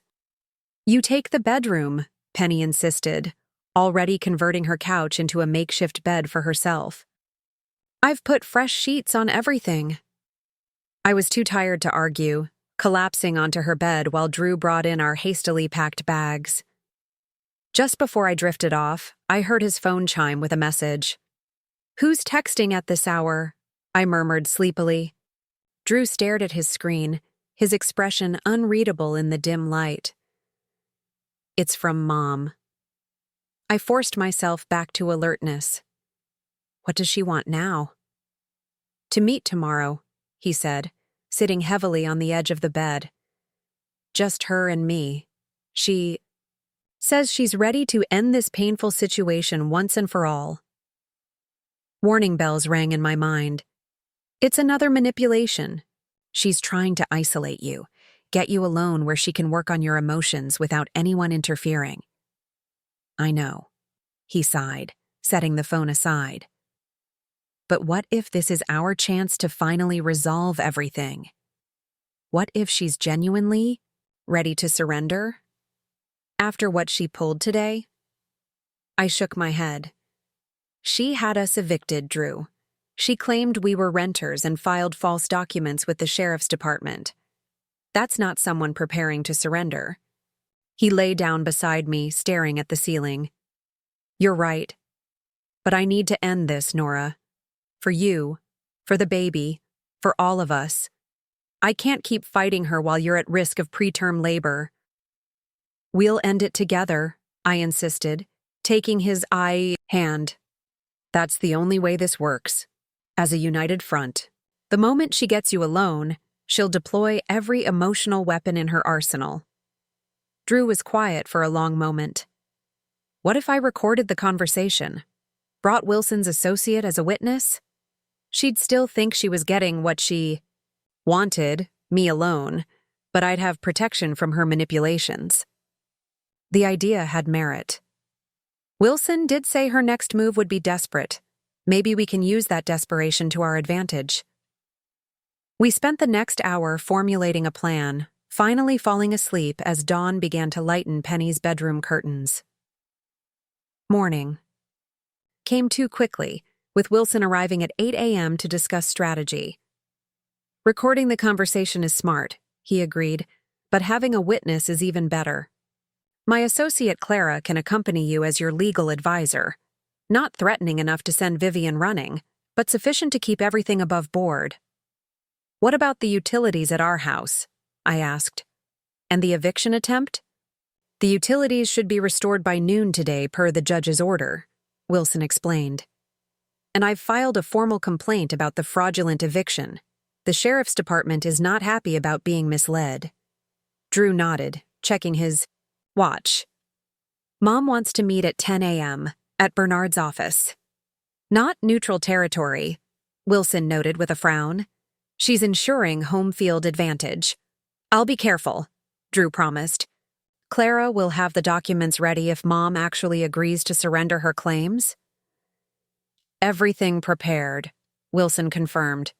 "Full transfer of property rights back to you and Nora, dissolution of Hayes family holdings, and a legally binding agreement regarding future contact and boundaries." As Drew prepared to leave, I felt a flutter of anxiety. Despite our precautions, Vivian had proven remarkably adept at emotional manipulation, particularly with her son. Would our preparations be enough? "Remember," I said, hugging him tightly at the door, "she'll try to reframe everything, paint herself as the victim, make you feel guilty for standing up to her. She might even threaten to cut you off completely." "I know her playbook," he assured me, though I detected uncertainty beneath his confidence. "I'll call you as soon as it's done, one way or another." After he left, Wilson, Penny, and I gathered around Penny's kitchen table, reviewing contingency plans while we waited. The minutes crept by with excruciating slowness. "Should we have heard something by now?" I asked, checking my phone for the dozenth time in an hour. "These negotiations can take time," Wilson reassured me, though I noticed him glancing at his own watch with increasing frequency. When Drew finally called around noon, his voice sounded strained. "Can you come to Bernard's office, all of you? There's something you need to see." "What happened?" I demanded, immediately alert. Are you okay? I'm fine, he said, though his tone suggested otherwise. Mom wants to speak with everyone together. She says she has proof. We won't want made public. My stomach clenched with foreboding. Proof of what? She wouldn't tell me specifically, just that it changes everything about our situation. Wilson should definitely be here. We arrived at Bernard's plush downtown office 30 minutes later, directed by a somber receptionist to a large conference room where Drew waited with Clara, Vivian, and Bernard. The tension in the room was palpable, like oxygen had been replaced with something heavier and more difficult to breathe. Drew's face was ashen, his eyes meeting mine with a complicated mixture of emotions I couldn't fully decipher. Vivian, by contrast, appeared almost serene, her composure fully restored after yesterday's uncharacteristic display of anger. Nora, dear, she greeted me with poisonous politeness. I'm so glad you could join us for this family meeting. What's this about, Vivian? I asked directly, taking the seat beside Drew. What proof are you claiming to have? Bernard cleared his throat, sliding a folder across the polished table. Before we proceed, I want to make clear that Hayes Family Holdings has always operated within legal parameters, despite recent accusations. Wilson reached for the folder, but Vivian placed her hand on it first. I think Nora should see this directly. After all, it concerns her most intimately. The way she emphasized intimately sent a chill through me. I pulled the folder from beneath her manicured fingers and opened it. Inside was a stack of papers, financial records, bank statements, and credit reports. My bank statements, my credit reports, documents I'd never authorized anyone to access. What is this? I demanded, scanning the highlighted sections. How did you get my personal financial information? That's hardly relevant, Vivian dismissed. What matters is what these records show. I continued reading, my confusion growing. The documents showed regular payments from my personal account to a company called Phoenix Design Collective over the past 5 years, payments ranging from $2,000 to $8,000, totaling nearly $200,000. I've never heard of Phoenix Design, I said, looking up in bewilderment. I've never made these payments. And yet, Bernard interjected smoothly, the transactions appear on your bank statements. Regular payments from your personal account, not joint accounts with Drew, notably, to a company that specializes in acquiring and flipping distressed properties. The implication hung in the air, unspoken but clear. I turned to Drew, whose expression had transformed from ashen to confused. This is absurd, I told him. You know I've never had this kind of money. My freelance work barely covered my student loans before we were married. Which raises the question, Vivian said, her voice dripping with false concern. Where did the money come from? And why keep these investments secret from your husband? Wilson was already examining the documents with professional scrutiny. These appear to be altered, he observed. The formatting of these transaction records doesn't match standard bank statement layouts. Baseless accusations, Bernard replied. We obtained these through legal channels. If Ms. Mrs. Hayes, wishes to claim fraud, that would require a formal investigation, one that would necessarily probe deeply into her financial history. The threat was clear. Pursue this, and they'd ensure a humiliating, invasive examination of my finances, dragging out our conflict even longer. What exactly are you suggesting? Drew asked, his voice tight with controlled anger. Vivian leaned forward, her expression a masterpiece of maternal concern. Only that perhaps Nora hasn't been entirely forthcoming about her financial situation. That perhaps her interest in the house might not be as sentimental as she's claimed. This is another manipulation, I stated flatly. Just like everything else you've done. I have no connection to Phoenix Design Collective. I've never had secret investments. This is a fabrication, just like the tax delinquency, just like the eviction order. Then you won't mind signing this, Bernard said, producing another document. A simple authorization for a complete financial audit. If you have nothing to hide, it should resolve this question immediately. The trap was elegant in its simplicity. Refuse, and I'd appear guilty of financial deception. Agree, and they'd drag out the process for months, creating yet another source of stress and conflict. Between Drew and me, I was about to respond when Penny, who had been uncharacteristically quiet, suddenly spoke up. Phoenix Design Collective, she said, pulling out her phone. Based in Arizona, incorporated 5 years ago? Bernard nodded, clearly surprised by her knowledge. That's correct. Funny coincidence, Penny continued, thumbing through her phone. I just finished a website for a client who mentioned working with them last year. Said they were a front for some high-end real estate investors. Playing tax games. She turned her phone around, showing us a LinkedIn page. Phoenix Design Collective's CEO is, well, look at that. Patricia Winters. Any relation to Harold Winters, the founding partner at Drew's firm? The one you're friends with, Vivian? The conference room fell silent. Vivian's perfect composure slipped, just slightly, a tightening around her eyes, a momentary clench of her jaw. I have no idea what you're implying, she said stiffly. I think you do, Penny countered. I think you created these fake transactions using your connection to Harold Winters and his wife's company? Probably the same way you fabricated the tax delinquency and the rental agreement. You're getting sloppy, Vivian. Desperate people make mistakes. Wilson was already on his feet. I've seen enough. These documents constitute fraudulent misrepresentation at best, criminal fraud at worst.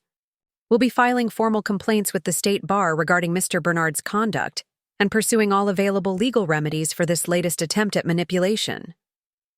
You can't prove anything, Bernard blustered, though his confidence had visibly diminished. Actually, Clara spoke up, holding up her phone, this entire conversation has been recorded, with permission from Mr. Hayes. Pretty compelling evidence of attempted fraud. Drew stood, his decision made. We're done here. Mom, I gave you a chance to end this honorably. Instead, you tried to destroy my marriage with fabricated evidence. There's nothing left to discuss. Vivian's facade finally cracked completely. You're making a terrible mistake, she said, her voice raw with emotion that seemed, for once, genuine. Everything I've done has been to protect you. From what? Drew demanded. From happiness? From independence? From building my own family? From losing everything, she snapped. Your father trusted people too easily. He let others make decisions, handle the finances, manage our lives. When he died, I discovered we were nearly bankrupt because he'd been too trusting, too willing, to let others take control. The revelation hung in the air, illuminating years of Vivian's controlling behavior in a new light. So you decided to control everything instead, Drew said softly. To never trust anyone else with decisions that affected you. I decided to never be vulnerable again, Vivian corrected, her composure reassembling itself with visible effort. And I didn't want that for you. I saw how easily she influenced you, how quickly you changed your plans, your priorities, your future once she came into your life. I flinched at the raw hatred in her voice when she referred to me. This wasn't just about control. It was about Vivian's deep-seated fear of being replaced, of losing her central role in Drew's life. Mom, Drew said, his voice gentler than I'd expected. Dad's financial mistakes didn't happen because he trusted people. They happened because he trusted the wrong people. There's a difference between being cautious and being controlling. He moved to stand beside me, his hand finding mine. I trust Nora. Not blindly, but completely. She's my partner, not my rival for control. That's something you've never understood about marriage. Vivian's eyes glistened with unshed tears. Whether from genuine emotion or strategic display, I couldn't tell. "You'll regret this decision." "No," Drew replied with quiet certainty. "I think for the first time in years I won't have regrets, because I'm finally making my own choices." He turned to Bernard. "We'll expect full transfer documents for the house by end of business tomorrow.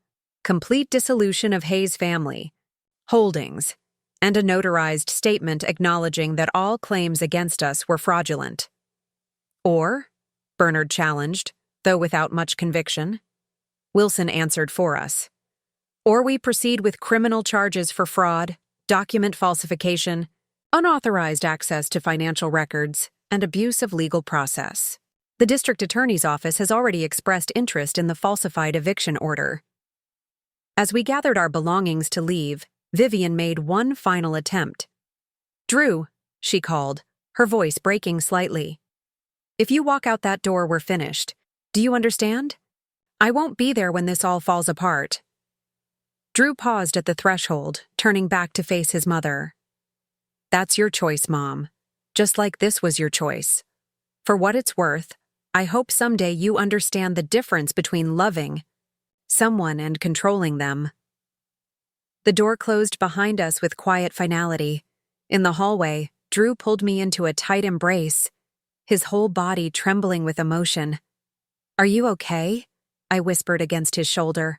"No," he admitted honestly. "But I will be, we will be." As we left the building, stepping into the bright afternoon sunlight, I felt a weight lift. Not just the immediate pressure of Vivian's schemes, but the heavier burden of living under her influence. Whatever challenges lay ahead, we would face them as partners, not as pawns in someone else's game. Drew's phone chimed with a message from Wilson's office. "The utilities have been restored at the house," he reported. "We can go home." Home. The word held new meaning now. Not just a physical structure with walls and a roof, but a space defined by trust, honesty, and mutual respect. A foundation for the family we were creating together. As we drove toward our Craftsman house, I rested one hand on my belly, feeling our daughter's reassuring movements. "We should paint those clouds back on the nursery ceiling," I said. "The ones Vivian had painted over." Drew smiled, the first genuine smile I'd seen in weeks. I was thinking the same thing. Maybe some stars too. A whole night sky for her to dream under.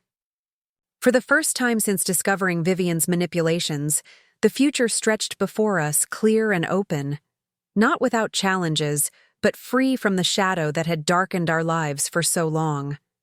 The house waiting for us was just a structure, but what we would build within it was something Vivian had never understood and could never control. A home founded on love rather than fear, on partnership rather than power.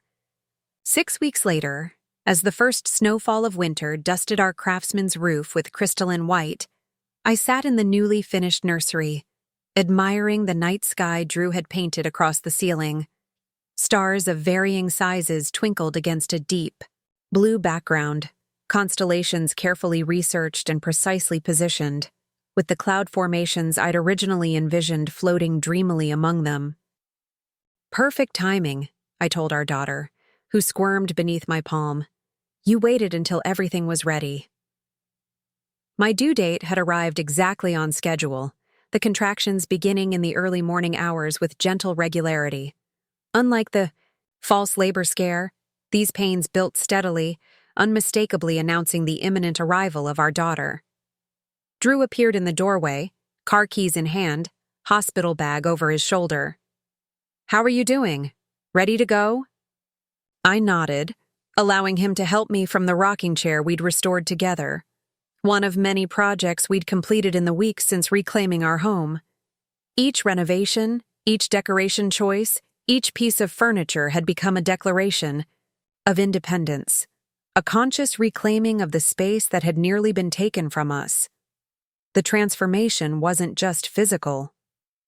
In the aftermath of our final confrontation with Vivian, the legal proceedings had moved with surprising swiftness. Bernard, faced with potential disbarment and criminal charges, had quickly produced all the documentation we demanded, properly transferring the house entirely to our names and dissolving Hayes Family Holdings, LLC. Harriet had been instrumental in unraveling the web of deception, providing records that proved the tax delinquency had been fabricated.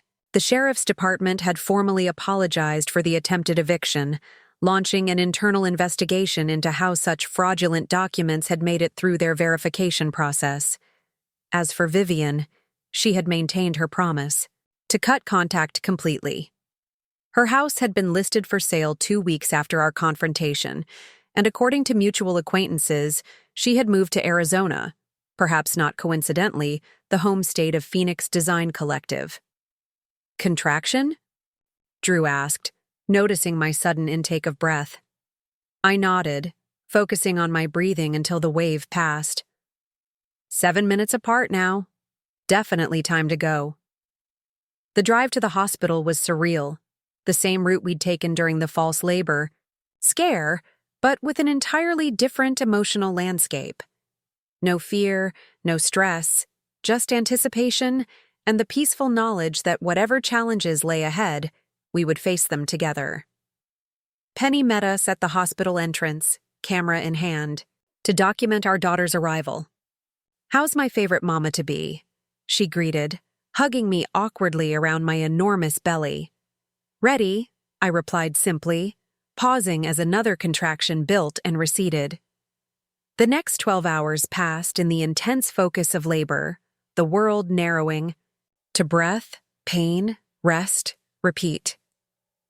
Drew never left my side, his steady presence anchoring me through the most challenging moments. When our daughter finally arrived, her indignant cry filling the delivery room, the months of conflict and stress seemed to dissolve into insignificance. "Eliza Grace Hayes," I whispered, as they placed her on my chest, her tiny body warm against my skin.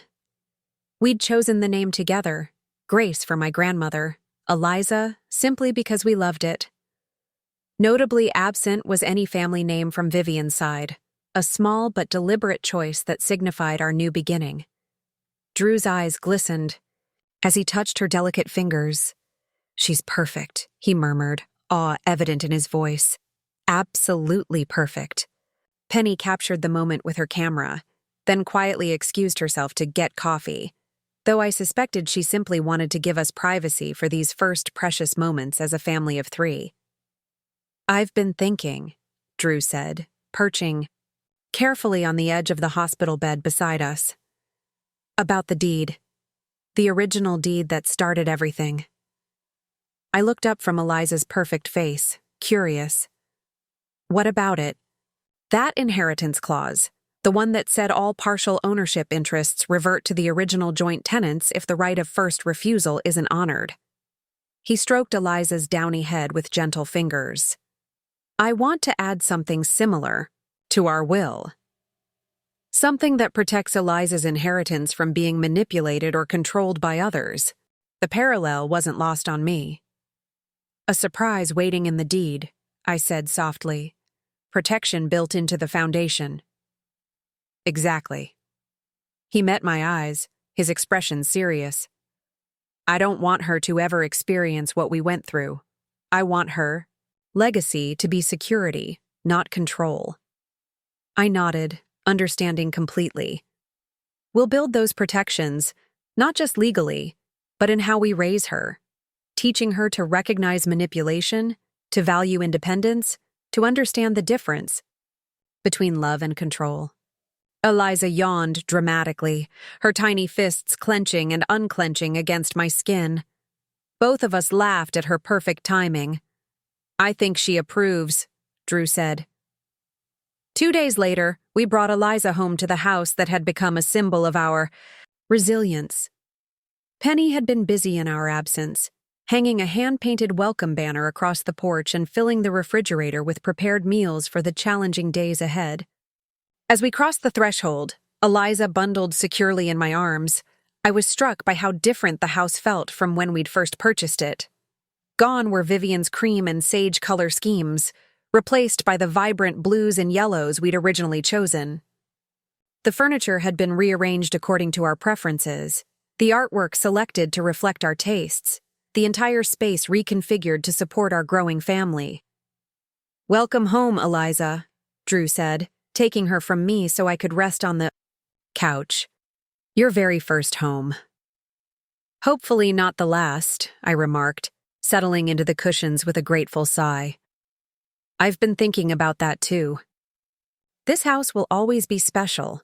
Our first home, where we fought for our independence, where Eliza was brought home. But someday, we might want something that doesn't carry so many complicated memories." Drew nodded thoughtfully. "Something we choose together from the beginning. No manipulations, no hidden agendas." "Exactly." I watched as he expertly swaddled Eliza, his movements confident despite his initial fears about caring for someone so tiny. "But that's for the future. For now, this is exactly where we need to be." The following weeks passed in the blur of new parenthood. Sleepless nights, endless diaper changes, the miraculous moments of connection with our daughter balanced against the grueling physical recovery and emotional adjustments. Through it all, the house served as our sanctuary, the stable foundation we'd fought so hard to secure. 1 month after Eliza's birth, as winter settled firmly over our neighborhood, an unexpected package arrived. No return address, just our names printed in unfamiliar handwriting on the brown paper wrapping. "Should we open it?" Drew asked, examining the package cautiously. After everything we'd been through, suspicion came naturally. "Let me," Penny volunteered, having stopped by for her daily baby snuggle. "Just in case it's something unpleasant." We watched as she carefully unwrapped the package, revealing a small wooden box with intricate carvings on the lid. Inside, nestled in velvet, lay a set of keys and a handwritten note. Drew read it aloud, his voice growing increasingly puzzled. "These belonged to Richard. He always intended them for you, but I couldn't bear to part with them after he died. It's time they went to their rightful owner. The deed is in the safety deposit box at First National, Box 714. Consider it my amends, however inadequate." The note was unsigned, but we all recognized the perfect penmanship. Vivian. "Richard was my father," Drew explained to Penny. "But what keys are these? And what deed?" The mystery was solved the following day when Drew visited the bank, accessing the safety deposit box with the keys from the package. Inside was a deed to a lakeside cabin 3 hours north, a modest vacation property his father had purchased shortly before his death, apparently without Vivian's knowledge or involvement. Dad used to talk about buying a place at Cedar Lake. Drew recalled as he showed me the documents. He said it would be for family vacations, fishing trips, winter skating. I thought it was just talk, another dream that never materialized. But it did, I realized, examining the deed. And Vivian kept it secret all these years. The deed was in Richard Hayes's name alone, with a specific bequest to Drew upon his death, a fact Vivian had concealed for nearly a decade, maintaining control of the property through omission if not legal right. Why give it up now? Penny wondered. It doesn't fit her pattern. I thought about Vivian's actions, her desperate attempts to maintain control, her fear of vulnerability. Maybe losing everything, her relationship with Drew, her social standing, her power over our lives, forced her to reevaluate. Maybe this is her version of waving a white flag. Drew studied the property photos included with the deed. A simple A-frame cabin overlooking a serene lake, surrounded by pine trees. Or maybe she's finally acknowledging that Dad wanted me to make my own choices, have my own space, even if she couldn't understand why. We visited the cabin the following weekend, Eliza bundled against the winter chill as we explored the property that had been waiting for Drew all these years. The cabin was dusty, but well-maintained, preserved in a time capsule of his father's. Tastes and interests, fishing gear stored carefully in the shed, books on local wildlife lining the shelves, a collection of board games for rainy days stacked in a cabinet. It's like getting to know him all over again, Drew said. emotion thick in his voice as he showed Eliza the hand-carved chess set his father had left mid-game, pieces positioned as if waiting for his return. Like he created this space specifically for us to discover. As spring arrived, turning the lakeside property into a lush green retreat, we established a new tradition of monthly visits. The cabin became our escape, a place untouched by the conflicts that had marked our craftsman home. Drew taught himself to fish using his father's equipment, proudly serving his first catch for dinner on a summer evening as we ate on the cabin's weathered deck. Meanwhile, our primary home continued its transformation. The final traces of Vivian's influence disappeared as we completed renovations on our own terms, at our own pace. My freelance graphic design business expanded as I balanced work with motherhood while Drew's position at the firm was fully reinstated after Harold Winters, Vivian's former ally, retired amid questions about his wife's business practices. 1 year after Eliza's birth, we hosted a housewarming party, a belated celebration of truly making the space our own. Penny, Wilson, Harriet, and other friends who had supported us through the conflict gathered in our backyard, which now featured a vegetable garden and play area instead of the formal landscaping Vivian had planned. To new beginnings, Harriet toasted, raising her glass as Eliza toddled unsteadily between clusters of guests, delighting everyone with her determined independence. And to surprises in deeds, I added, exchanging a meaningful glance with Drew. The ones that protect instead of control. Later that evening, as our guests departed and Eliza finally surrendered to sleep, Drew and I sat on our porch swing, watching fireflies illuminate the summer darkness. "I've been thinking about my mother," he said quietly, his arm warm around my shoulders. "About forgiveness." I waited, understanding the complexity of his feelings. Vivian had caused tremendous damage, yet she was still his mother, still connected to him through bonds that couldn't be entirely severed by conflict. "I'm not ready to have her in our lives again," he continued. "Maybe I never will be. But I think I understand her better now. The fear that drove her, the loss that shaped her choices." "Understanding isn't the same as excusing," I reminded him gently. "No," he agreed, "but it helps me let go of the anger. For my sake, not hers." I leaned against him, contemplating the journey we'd traveled. From the manipulated house purchase to the discovery of the protective clause in the original deed, from the painful confrontations to the unexpected gift of the cabin, each step had strengthened our partnership, clarified our values, and deepened our commitment to creating a different kind of family legacy. "We should check the new deed again," I suggested. "Make sure all the protections we wanted for Eliza are properly documented." Drew smiled, pressing a kiss to my temple. "Always thinking ahead. That's why we make such a good team." In the nursery above us, secure in her crib beneath the starry ceiling her father had painted, Eliza slept peacefully, unaware of the battles fought to secure her inheritance, both material and emotional. Someday we would tell her the story, not to burden her with family conflicts, but to empower her with the knowledge that boundaries could be maintained, manipulation resisted, and homes built on foundations of mutual respect rather than control.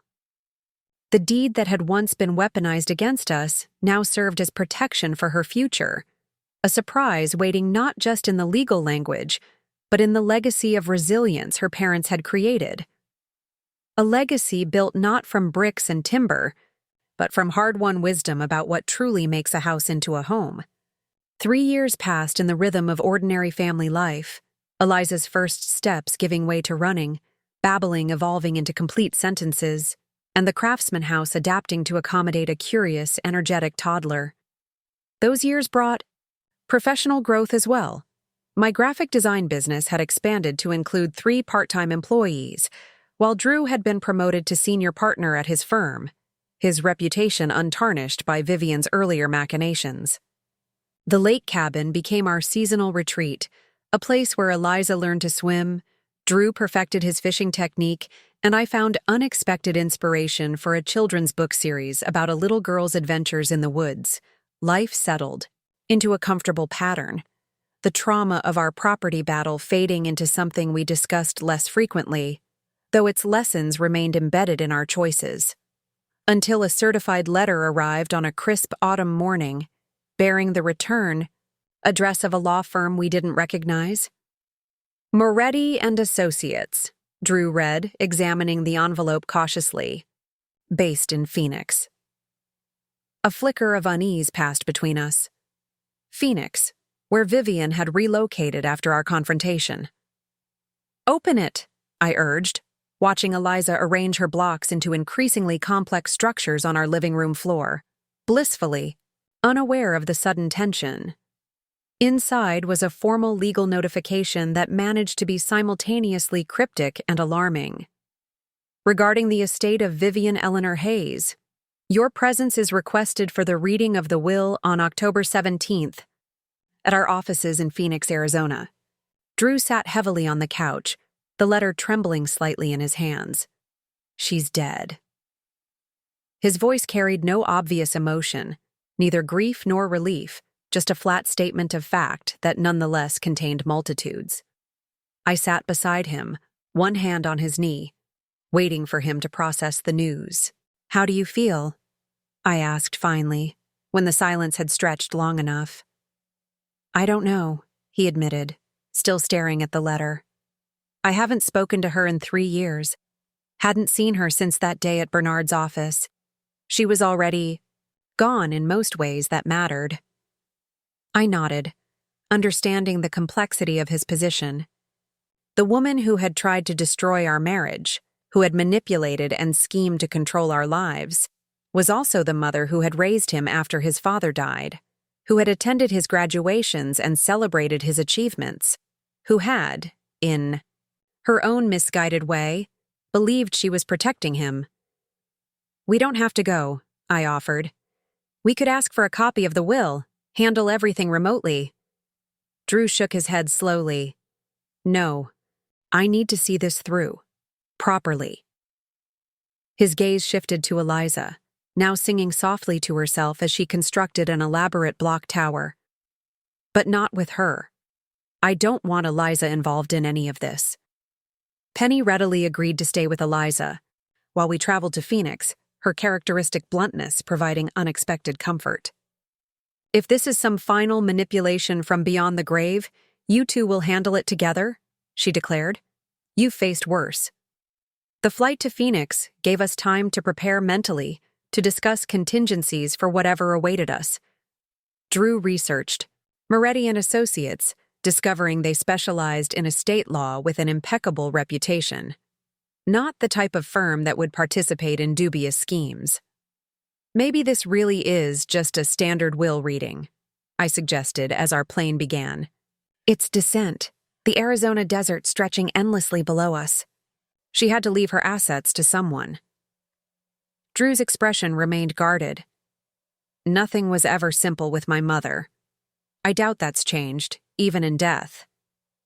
The law office occupied the 15th floor of a sleek glass building in downtown Phoenix, its reception area decorated with Southwestern art and staffed by a professionally cordial receptionist who directed us to a conference room.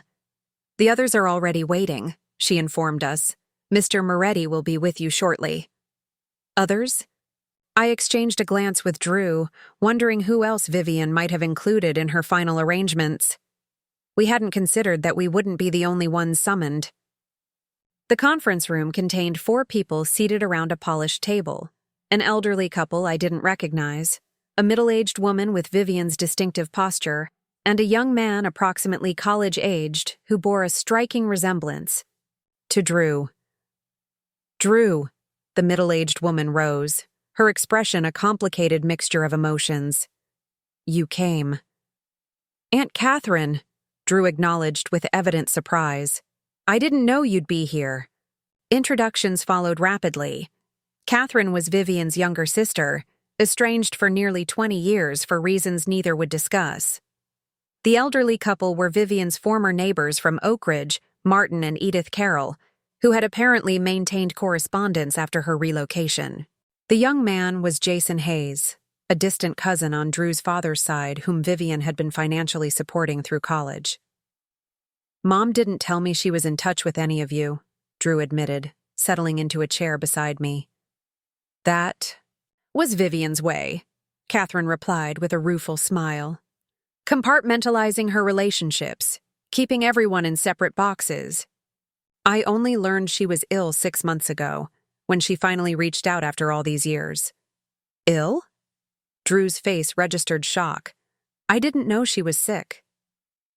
A heavy silence fell over the room, broken by the arrival of Anthony Moretti, a dignified man in his 60s carrying a leather portfolio. After introductions and expressions of condolence, he addressed the group with practiced solemnity. "Mrs. Hayes left explicit instructions for today's proceedings," he began, extracting several documents from his portfolio. "Before I read the will itself, she asked that I deliver this letter to her son." He handed Drew an envelope sealed with wax, an oddly formal touch that seemed characteristic of Vivian's flair for the dramatic. Drew broke the seal carefully, unfolding several pages of his mother's distinctive handwriting. "Would you like privacy to read this?" Moretti offered. Drew glanced at the first few lines, then shook his head. "No. Whatever she has to say, I'd prefer to hear it with everyone present." He began reading aloud, his voice steady despite the evident emotion behind the words. "My dear Drew, if you're reading this, you've chosen to attend my funeral arrangements despite our estrangement. For that alone, I am grateful.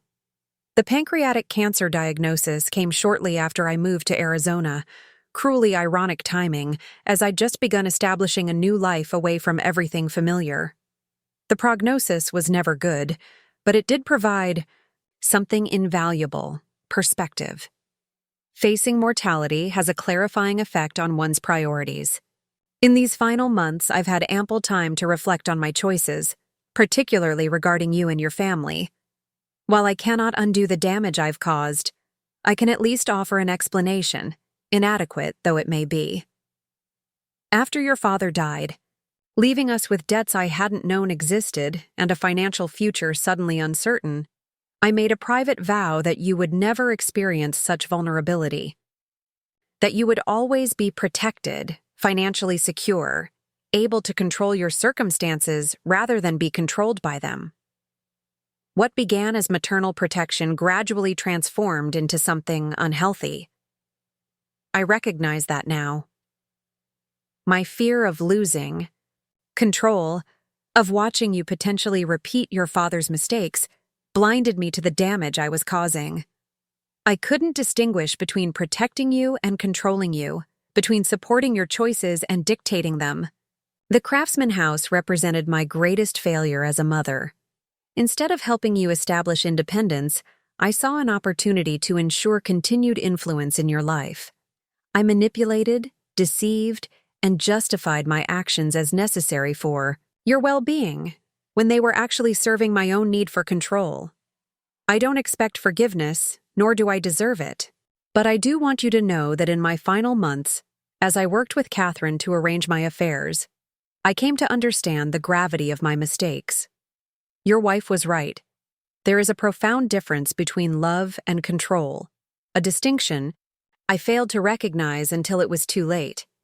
The provisions in my will represent my attempt at amends. They cannot undo the past, but perhaps they can provide some measure of healing for the future.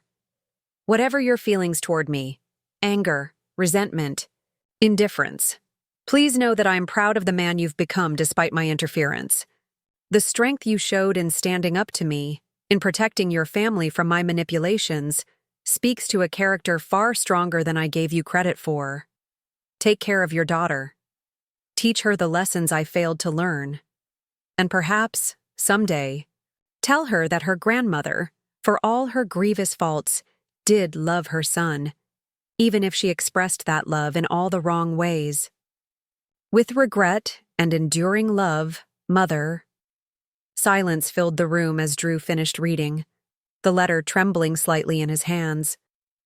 I placed my palm over his, offering silent support as he processed his mother's final words. She never told. Us, how serious it was, Catherine said quietly. Even at the end, she insisted on maintaining control of the narrative. Moretti cleared his throat gently. If you're ready, I can proceed with the will itself. Drew nodded, carefully refolding his mother's letter. Please. The formal reading of the will contained several surprises. The majority of Vivian's substantial estate, the proceeds from selling her Oak Ridge home, investment accounts, and life insurance policies, was divided among various beneficiaries with careful precision. The Carrolls received a generous bequest to fund their retirement travels. Jason's education would be fully funded through graduate school if he chose to continue. Catherine inherited Vivian's personal belongings, jewelry, and art collection. Then came the provisions regarding Drew. To my son, Drew Richard Hayes, I leave my Arizona residence and its contents, with the stipulation that it be used as a vacation property for his family or sold at his discretion. Additionally, I established the Eliza Grace Hayes Education Trust, funded with $250,000, to be used exclusively for my granddaughter's future educational needs. Drew's expression registered shock at the mention of Eliza's name. Vivian had never met her granddaughter, had not even acknowledged her birth. Yet she had not only known her full name, but had established a trust specifically for her benefit. There is one final bequest, Moretti continued, turning to the last page. To Nora Hayes, my daughter-in-law, I leave the contents of safety deposit box number 422 at Phoenix National Bank, along with my sincere apology for actions that cannot be undone but should be acknowledged. Now it was my turn to be stunned. Vivian had never addressed me directly in her correspondence with Drew, had always referred to me in the third person, often with barely concealed disdain. A personal bequest, combined with an explicit apology, was perhaps the last thing I had expected. After the formal reading concluded and paperwork was signed, Catherine approached us with a warmth that contrasted sharply with our memories of Vivian. She was different at the end, she told Drew, her eyes gentle with understanding. Softer, more reflective. The illness stripped away many of her defenses. Why didn't she tell me she was sick? Drew asked, the question that had clearly been troubling him since Catherine's earlier revelation. Pride, mostly, Catherine replied, and perhaps fear that you might feel obligated to reconcile out of pity, rather than forgiveness. She wanted any healing between you to be genuine, not coerced by her circumstances. As we prepared to leave, Moretti provided the key to the safety deposit box, along with detailed instructions for accessing it. Mrs. Hayes was quite specific, that you should review the contents privately, he explained. She considered it a matter between the two of you alone. We visited the bank immediately afterward, my curiosity about Vivian's mysterious bequest overriding exhaustion from the emotional day. The safety deposit box contained a single item, a leather-bound journal with a simple note attached to its cover. Nora. The truth, in my own words. Do with it what you will. V.H. The journal spanned the 3 years since our confrontation, beginning with Vivian's relocation to Arizona and continuing through her diagnosis, treatment, and gradual acceptance of her prognosis. What struck me most as I began reading was the radical honesty of her private reflections, so different from the carefully constructed narratives she had presented to the world. She wrote of her initial rage and resentment after losing control of the situation with the house, of her plans for revenge that gradually dissolved as her illness progressed, of her growing recognition, through therapy sessions she'd finally agreed to attend, that her controlling behaviors stemmed from profound anxiety and unresolved grief over her husband's death. Most surprisingly, she wrote about Eliza, the granddaughter she would never meet. She had apparently followed our lives from a distance, through mutual acquaintances and occasional social media glimpses. She described her complex feelings upon seeing photos of Eliza, the regret that her own actions had severed her connection to this new generation of her family. The final entries, written in an increasingly shaky hand as her illness progressed, contained a vulnerability I would never have associated with the Vivian we had known. I wonder if there is a special kind of grief for relationships destroyed by one's own hand. The finality of this diagnosis forces me to acknowledge that I will never have the opportunity to meet my granddaughter, to attempt amends with my son and his wife, to demonstrate that perhaps I could have learned, however belatedly, to love without controlling. As I closed the journal, I found Drew watching me from across our hotel room, his expression questioning. She was trying to understand herself, I explained, passing him the journal, to make sense of her actions. It doesn't excuse anything, but it does explain a lot. Later that night, as we lay in the darkness of our hotel room, Drew spoke the question that had been hovering unspoken between us. What do we do with all this? Her apologies, her explanations, her bequests? I considered carefully before answering. We accept the apology without necessarily granting forgiveness. We use the education fund for Eliza because it benefits her future. And we recognize that people can be both harmful, manipulative, and regretful, controlling, and ultimately, human. Drew was quiet for a long moment. I think I need to tell Eliza about her someday. Not now, but when she's old enough to understand. The full story, both the damage Vivian caused and her eventual recognition of that damage. There are important lessons there. About boundaries. I agreed.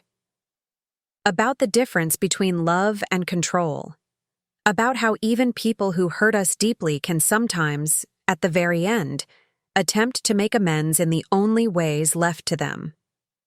As we flew home the following day, I found myself reflecting on the unexpected turns our journey had taken, from the manipulated house purchase to Vivian's posthumous attempt at reconciliation. The property deed that had once been weaponized against us had ultimately led to a different kind of inheritance, hard-won wisdom about family dynamics, boundaries, and the complexity of human relationships. The Craftsman house awaited our return, no longer haunted by Vivian's manipulations, but transformed into the secure family home we had fought to create. And though the shadows of past conflicts would never completely disappear, they had been diminished by the light of understanding. Not enough for complete forgiveness, perhaps, but sufficient for a kind of peace neither of us had anticipated. "Mom, where did this house come from?" Eliza's question caught me off guard as we drove, home from her 5th birthday party at the lake cabin. She gazed out the window at our Craftsman home, her expression thoughtful beyond her years as Drew pulled into the driveway. "What do you mean, sweetie?" I asked, unbuckling my seatbelt to turn and face her properly. "You know this is our house. You've lived here your whole life." "But before that," she persisted, her hazel eyes, so like Drew's, serious and inquiring. "Where was it before we lived in it?" Drew and I exchanged glances, a silent communication passing between us. We'd agreed to be honest with Eliza about her grandmother when the time came, but had expected that conversation to be years in the future. "Another family lived here," Drew explained, keeping his answer simple. "Then they moved, and we bought it to be our home." Eliza seemed to consider this as we unloaded the car, carrying in overnight bags and the remaining birthday cake. The matter appeared settled until bedtime, when she returned to the topic with the tenacity typical of her curious nature. "Daddy, why do you and Mommy check our house papers so much?" she asked, as Drew tucked her into bed beneath the night sky ceiling he'd painted years ago. The constellations glowed softly in the dark, created with special paint that absorbed daylight and released it as a gentle luminescence at night. "What house papers do you mean?" Drew asked, settling onto the edge of her bed. "The ones in the fireproof box," she replied matter-of-factly. "With all the stamps and fancy writing. You and Mommy look at them every year on my birthday." She wasn't wrong. Each year on Eliza's birthday after the celebrations ended, Drew and I had established a private tradition of reviewing our property documents, the original deed, the transfer paperwork from Vivian, the updated will protecting Eliza's inheritance. It was our way of honoring the journey that had brought us here, of reminding ourselves of the lessons learned through conflict and resolution. Those are important papers that make sure our home stays safe for our family, Drew explained, choosing his words carefully. Sometimes adults need to check important papers to make sure everything is still okay. Eliza yawned, momentarily distracted by fatigue, and Drew seized the opportunity to redirect the conversation to her birthday adventures at the lake. Soon she was asleep, but her questions lingered in our minds as we settled in the living room with cups of tea. "She's noticing things," I observed, "making connections." Drew nodded, his expression pensive. "She's going to have more questions.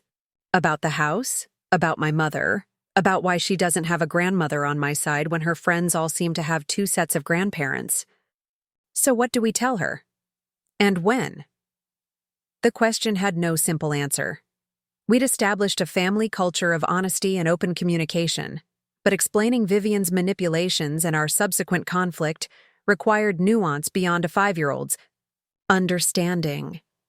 "Maybe we start with the basic framework," Drew suggested. "Not all the details, but enough that she understands our family story includes challenges we overcame together." I considered this approach. A foundation she can build on as she gets older and can understand more complex dynamics. Our opportunity came sooner than expected. The following weekend, as spring rain kept us indoors, Eliza discovered an old photo that had slipped behind a bookshelf. A formal portrait of Vivian from before our estrangement, elegantly dressed and impeccably composed. "Who's this lady?" she asked, bringing the photo to where I sat sorting through design samples for a client project. I took the photograph, surprised it had survived our numerous purges of Vivian-related items over the years. "This is your grandmother, Vivian, Daddy's mother." Eliza studied the image with intense focus.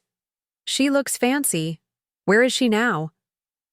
"She died before you had a chance to meet her," I explained gently.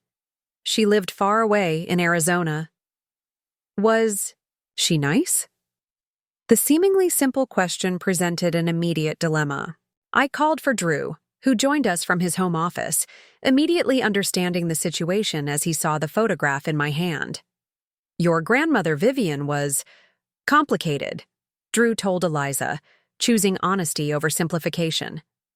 "She loved me very much, but she didn't always show that love in healthy ways." Eliza climbed onto the couch between us, sensing an important conversation. "Like when Tyler at school says he pushes people because he likes them, but Miss Garcia says that's not how we show we like someone?" Drew smiled at her unexpected insight. "Something like that, yes. Your grandmother thought she was protecting me by trying to control the choices I made, even adult choices, like which house to buy or how to set up our family." "That's silly," Eliza declared with 5-year-old certainty. "Grown-ups make their own choices." "Yes, they should," I agreed. "But sometimes people who love us very much get confused and think that making choices for us is the same as taking care of us." "Is that why she's not in any of our family pictures?" Eliza asked, making another perceptive connection. Drew took a deep breath. "Yes. Before you were born, your grandmother and I had a big disagreement about this house. She wanted to make decisions about it that weren't hers to make, and that caused a lot of problems for Mommy and me." Eliza considered this information solemnly. "Was it a big fight? With yelling?" "Sometimes," I admitted. "But more importantly, it was about setting boundaries, explaining to her that while we appreciated her help, we needed to make our own decisions about our lives and our home.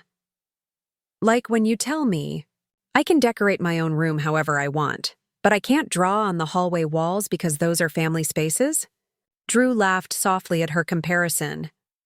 "That's actually a very good example. Your grandmother had trouble understanding which walls were hers to decorate, so to speak." Eliza examined the photograph again. "She looks like she has a stern voice. like Principal Winters when someone's in trouble. She could be stern, Drew acknowledged, but she could also be generous and protective. People are complicated that way. They can be both helpful and difficult, kind and controlling. Is that why you check the house papers? To make sure she can't take over the decorating anymore? The insight was so unexpectedly accurate that Drew and I exchanged startled glances before he responded. In a way, yes. Those papers help remind us that this is our family home, and we get to decide how things work here. Satisfied with this explanation, Eliza soon lost interest in the photograph and the conversation, returning to the elaborate block city she'd been constructing in the corner of the living room. But the discussion marked a turning point in our family narrative, the beginning of Eliza's integration into the full story of her heritage, including both the conflicts and the resolutions. In the years that followed, we shared more details, appropriate to her growing maturity. When she was 7, we explained how the inheritance clause in the original deed had protected our ownership. At 9, she learned about Vivian's manipulations regarding the tax delinquency and repairs. By 12, she understood the legal maneuvers, the confrontation, and ultimately, Vivian's posthumous attempts at amends. Rather than damaging her sense of family security, these honest discussions seemed to strengthen Eliza's understanding of healthy relationships. She developed a remarkably nuanced perspective on boundaries, frequently surprising us with her insight into complex interpersonal dynamics among her friends and their families. "Madison's grandma is doing the Vivian thing again," she reported matter-of-factly after returning from a friend's house at 13. Telling Madison's parents they're raising her wrong and threatening to change her will if they don't send her to the private school she chose. The way our family story had become a reference point for understanding unhealthy control dynamics was both surprising and gratifying, a testament to the power of honest communication about difficult subjects. When Eliza turned 16, we faced a decision about Vivian's Arizona house, which we had maintained as a rental property since inheriting it. The education trust had grown substantially, ensuring Eliza's college expenses would be fully covered regardless of which institution she chose. The rental income from the Arizona property had been set aside in a separate account, untouched over the years as we deliberated its appropriate use. "I've been thinking," Drew said one evening as we reviewed our annual financial planning, "about my mother's house in Phoenix." "What about it?" I asked, setting aside the budget spreadsheet we'd been discussing. "I think it's time to sell it and do something meaningful with the proceeds, something that acknowledges both the harm she caused and her attempts to make amends." The idea resonated with me immediately. A foundation of some kind? Something related to family counseling or financial literacy? "I was thinking about housing security, actually," Drew replied. "A program that helps families in danger of losing their homes due to financial manipulation or predatory lending. Resources, legal support, emergency funds." The concept felt right, a transformation of Vivian's legacy from control to support, from manipulation to protection. We presented the idea to Eliza over dinner, wanting her input on a decision that involved her inheritance as well. "I think Grandmother Vivian would have hated it," she said bluntly after considering the proposal, but also recognized it was the right thing to do. "From what you've told me about her journal, she was starting to understand the damage her control caused." Her use of Grandmother Vivian, formal, acknowledging the relationship without falsely personalizing it, reflected the balanced perspective we'd tried to foster. Eliza had never met Vivian, but she had developed a complex understanding of the woman whose actions had so profoundly shaped our family's journey. 6 months later, we officially established the Safe Foundations Initiative, using the proceeds from selling Vivian's Arizona house to provide legal assistance, financial counseling, and emergency support to families facing housing insecurity due to manipulation or fraud. Drew joined the board of directors, bringing his architectural expertise to evaluations of property conditions and repair estimates. turning his professional skills toward protecting others from the very techniques his mother had employed against us. On the day the initiative launched, as we returned home from the official ceremony, Eliza paused on our porch, looking up at the Craftsman house with new appreciation. It's kind of amazing, she reflected, how something that started so negatively ended up helping other people. Like the house itself had a character arc. Drew laughed at her literary analysis. I suppose it did, from battlefield to sanctuary, to catalyst for change. Inside, we gathered around the fireplace in the living room that had witnessed so much of our family's story. Vivian's initial manipulations, our determined resistance, our eventual triumph, and now, the transformation of that conflict into something constructive. You know, I said, watching the flames dance in the hearth we'd redesigned together years ago. We never did solve the mystery of how that inheritance clause ended up in our original deed. The one that specified the right of first refusal and ultimately gave us leverage against Vivian's scheme. Drew nodded thoughtfully. I've always wondered about that. It wasn't standard language for residential property transfers in our area. Bernard certainly didn't add it. It worked against his client's interests, and the previous owners had no reason to include such specific protection. Maybe it was just luck, Eliza suggested, curled up with her latest novel in the window. Seat we'd built during one of our many personalized renovations.